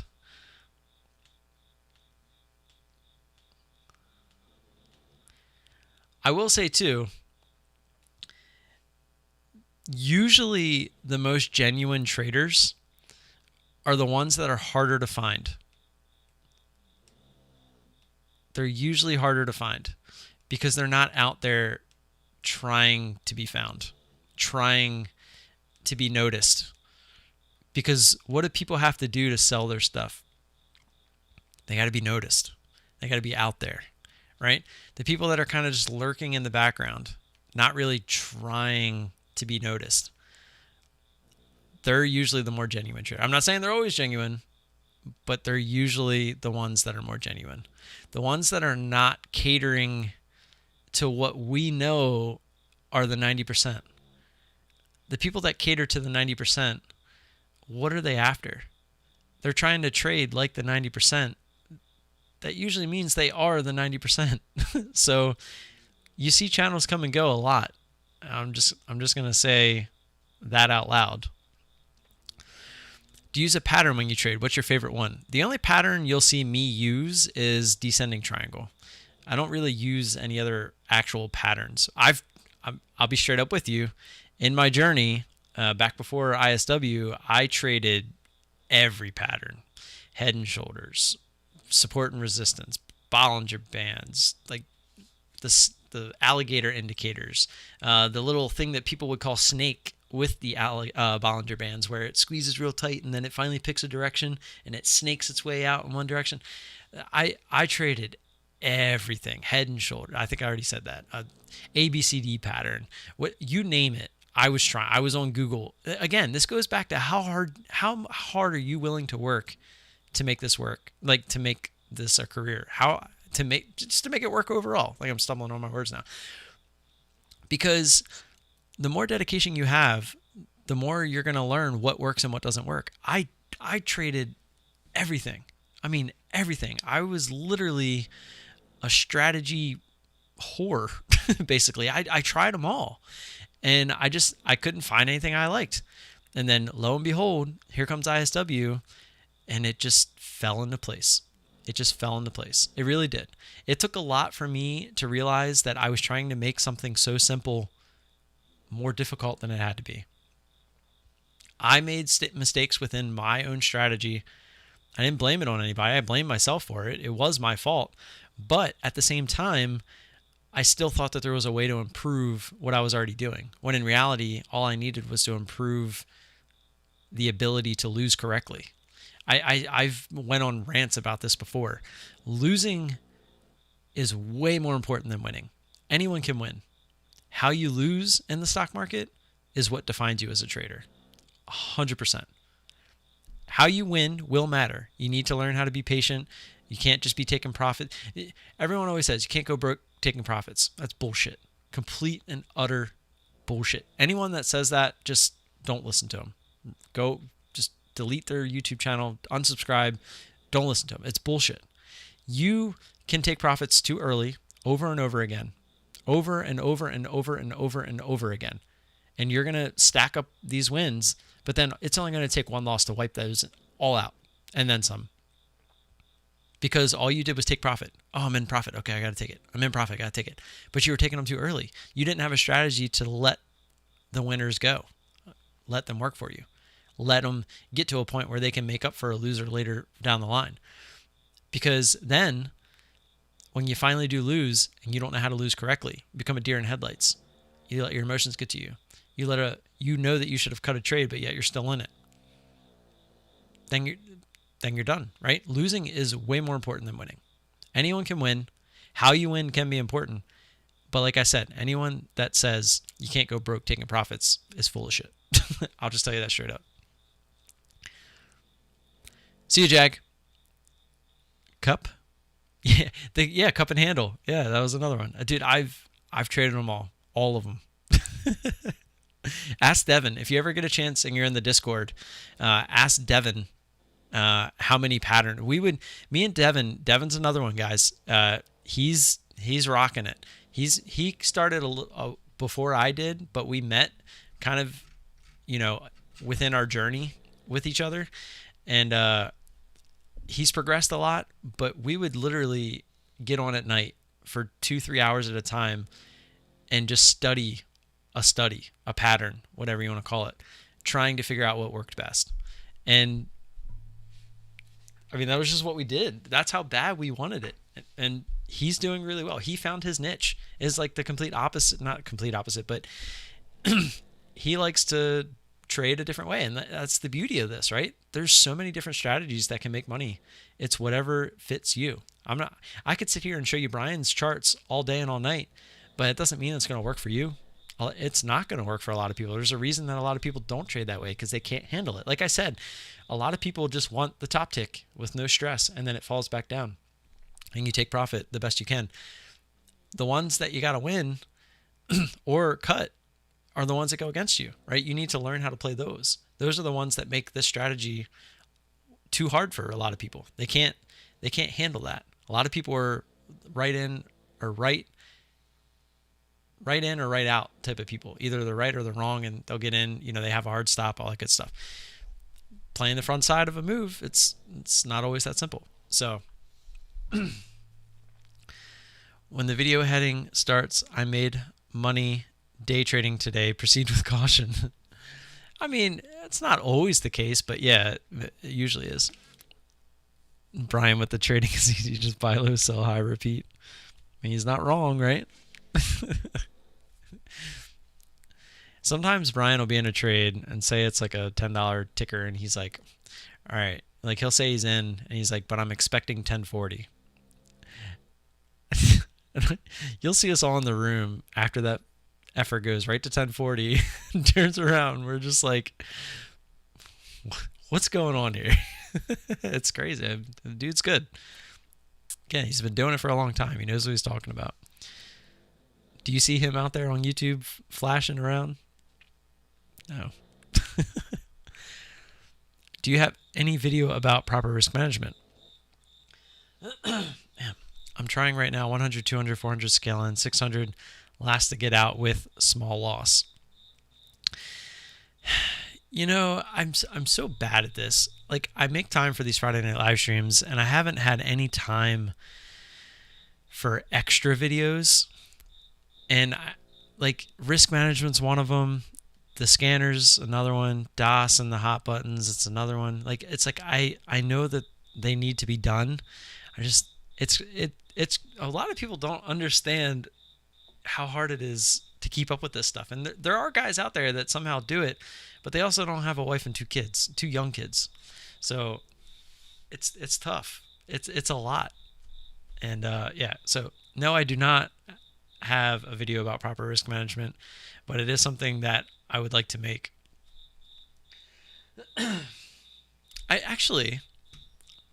Call me a liar for a second.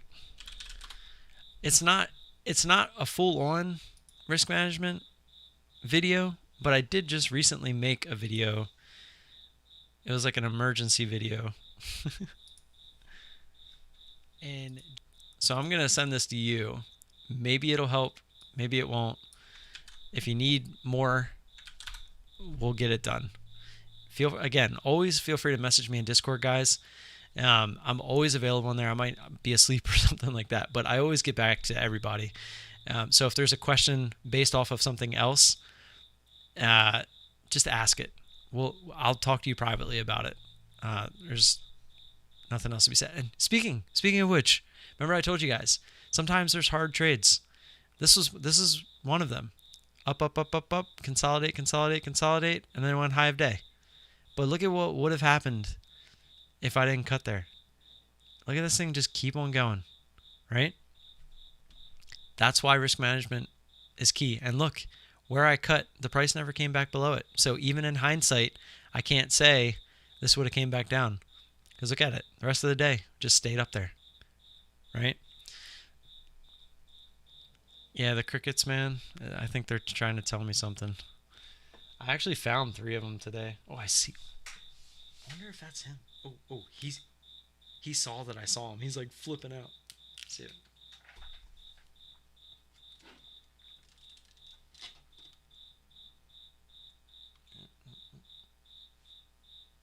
I don't have anything to throw at him. He's not the one doing the chirping, but dang it. Oh, here we go. Hold on.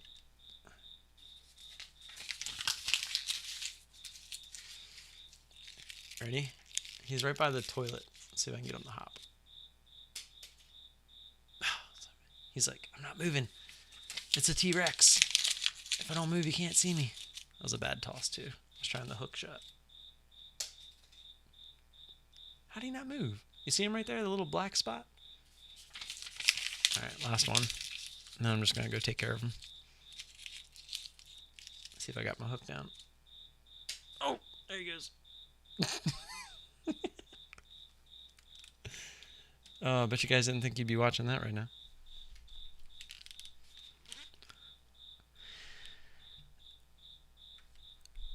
The Discord's down in the description. Pretty much every video, I think. Yeah, I'll link it in here. Actually, you know what? I don't even think I have to do that. I think I can just do this. The bot's in here.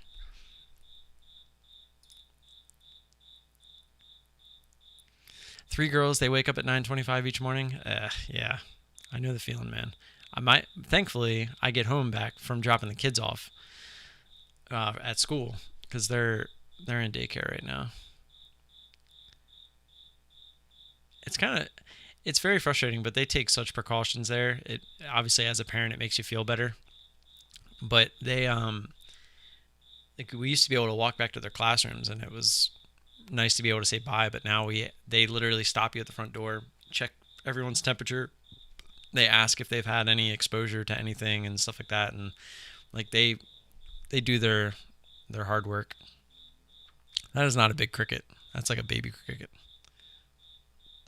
The big one is probably in the one in the corner making all the noise. Time to get my grocery shopping done. Yeah, it's morning from this part of the world. Later, have a good weekend. You too, man. Appreciate you stopping by. All right, with that and the whole cricket situation, I'm going to get out of here. Hopefully you guys have a good weekend. Again, join the Discord. If you have any questions, feel free to ask me in there. I will get back to you even over the weekend because I get it sent to my phone. So if it's a question I can answer, I'm going to go ahead and answer it. Everybody, have a good weekend. I appreciate you all stopping by. Don't forget to like and subscribe. All that good YouTube stuff. And until Monday, have a good weekend. Peace.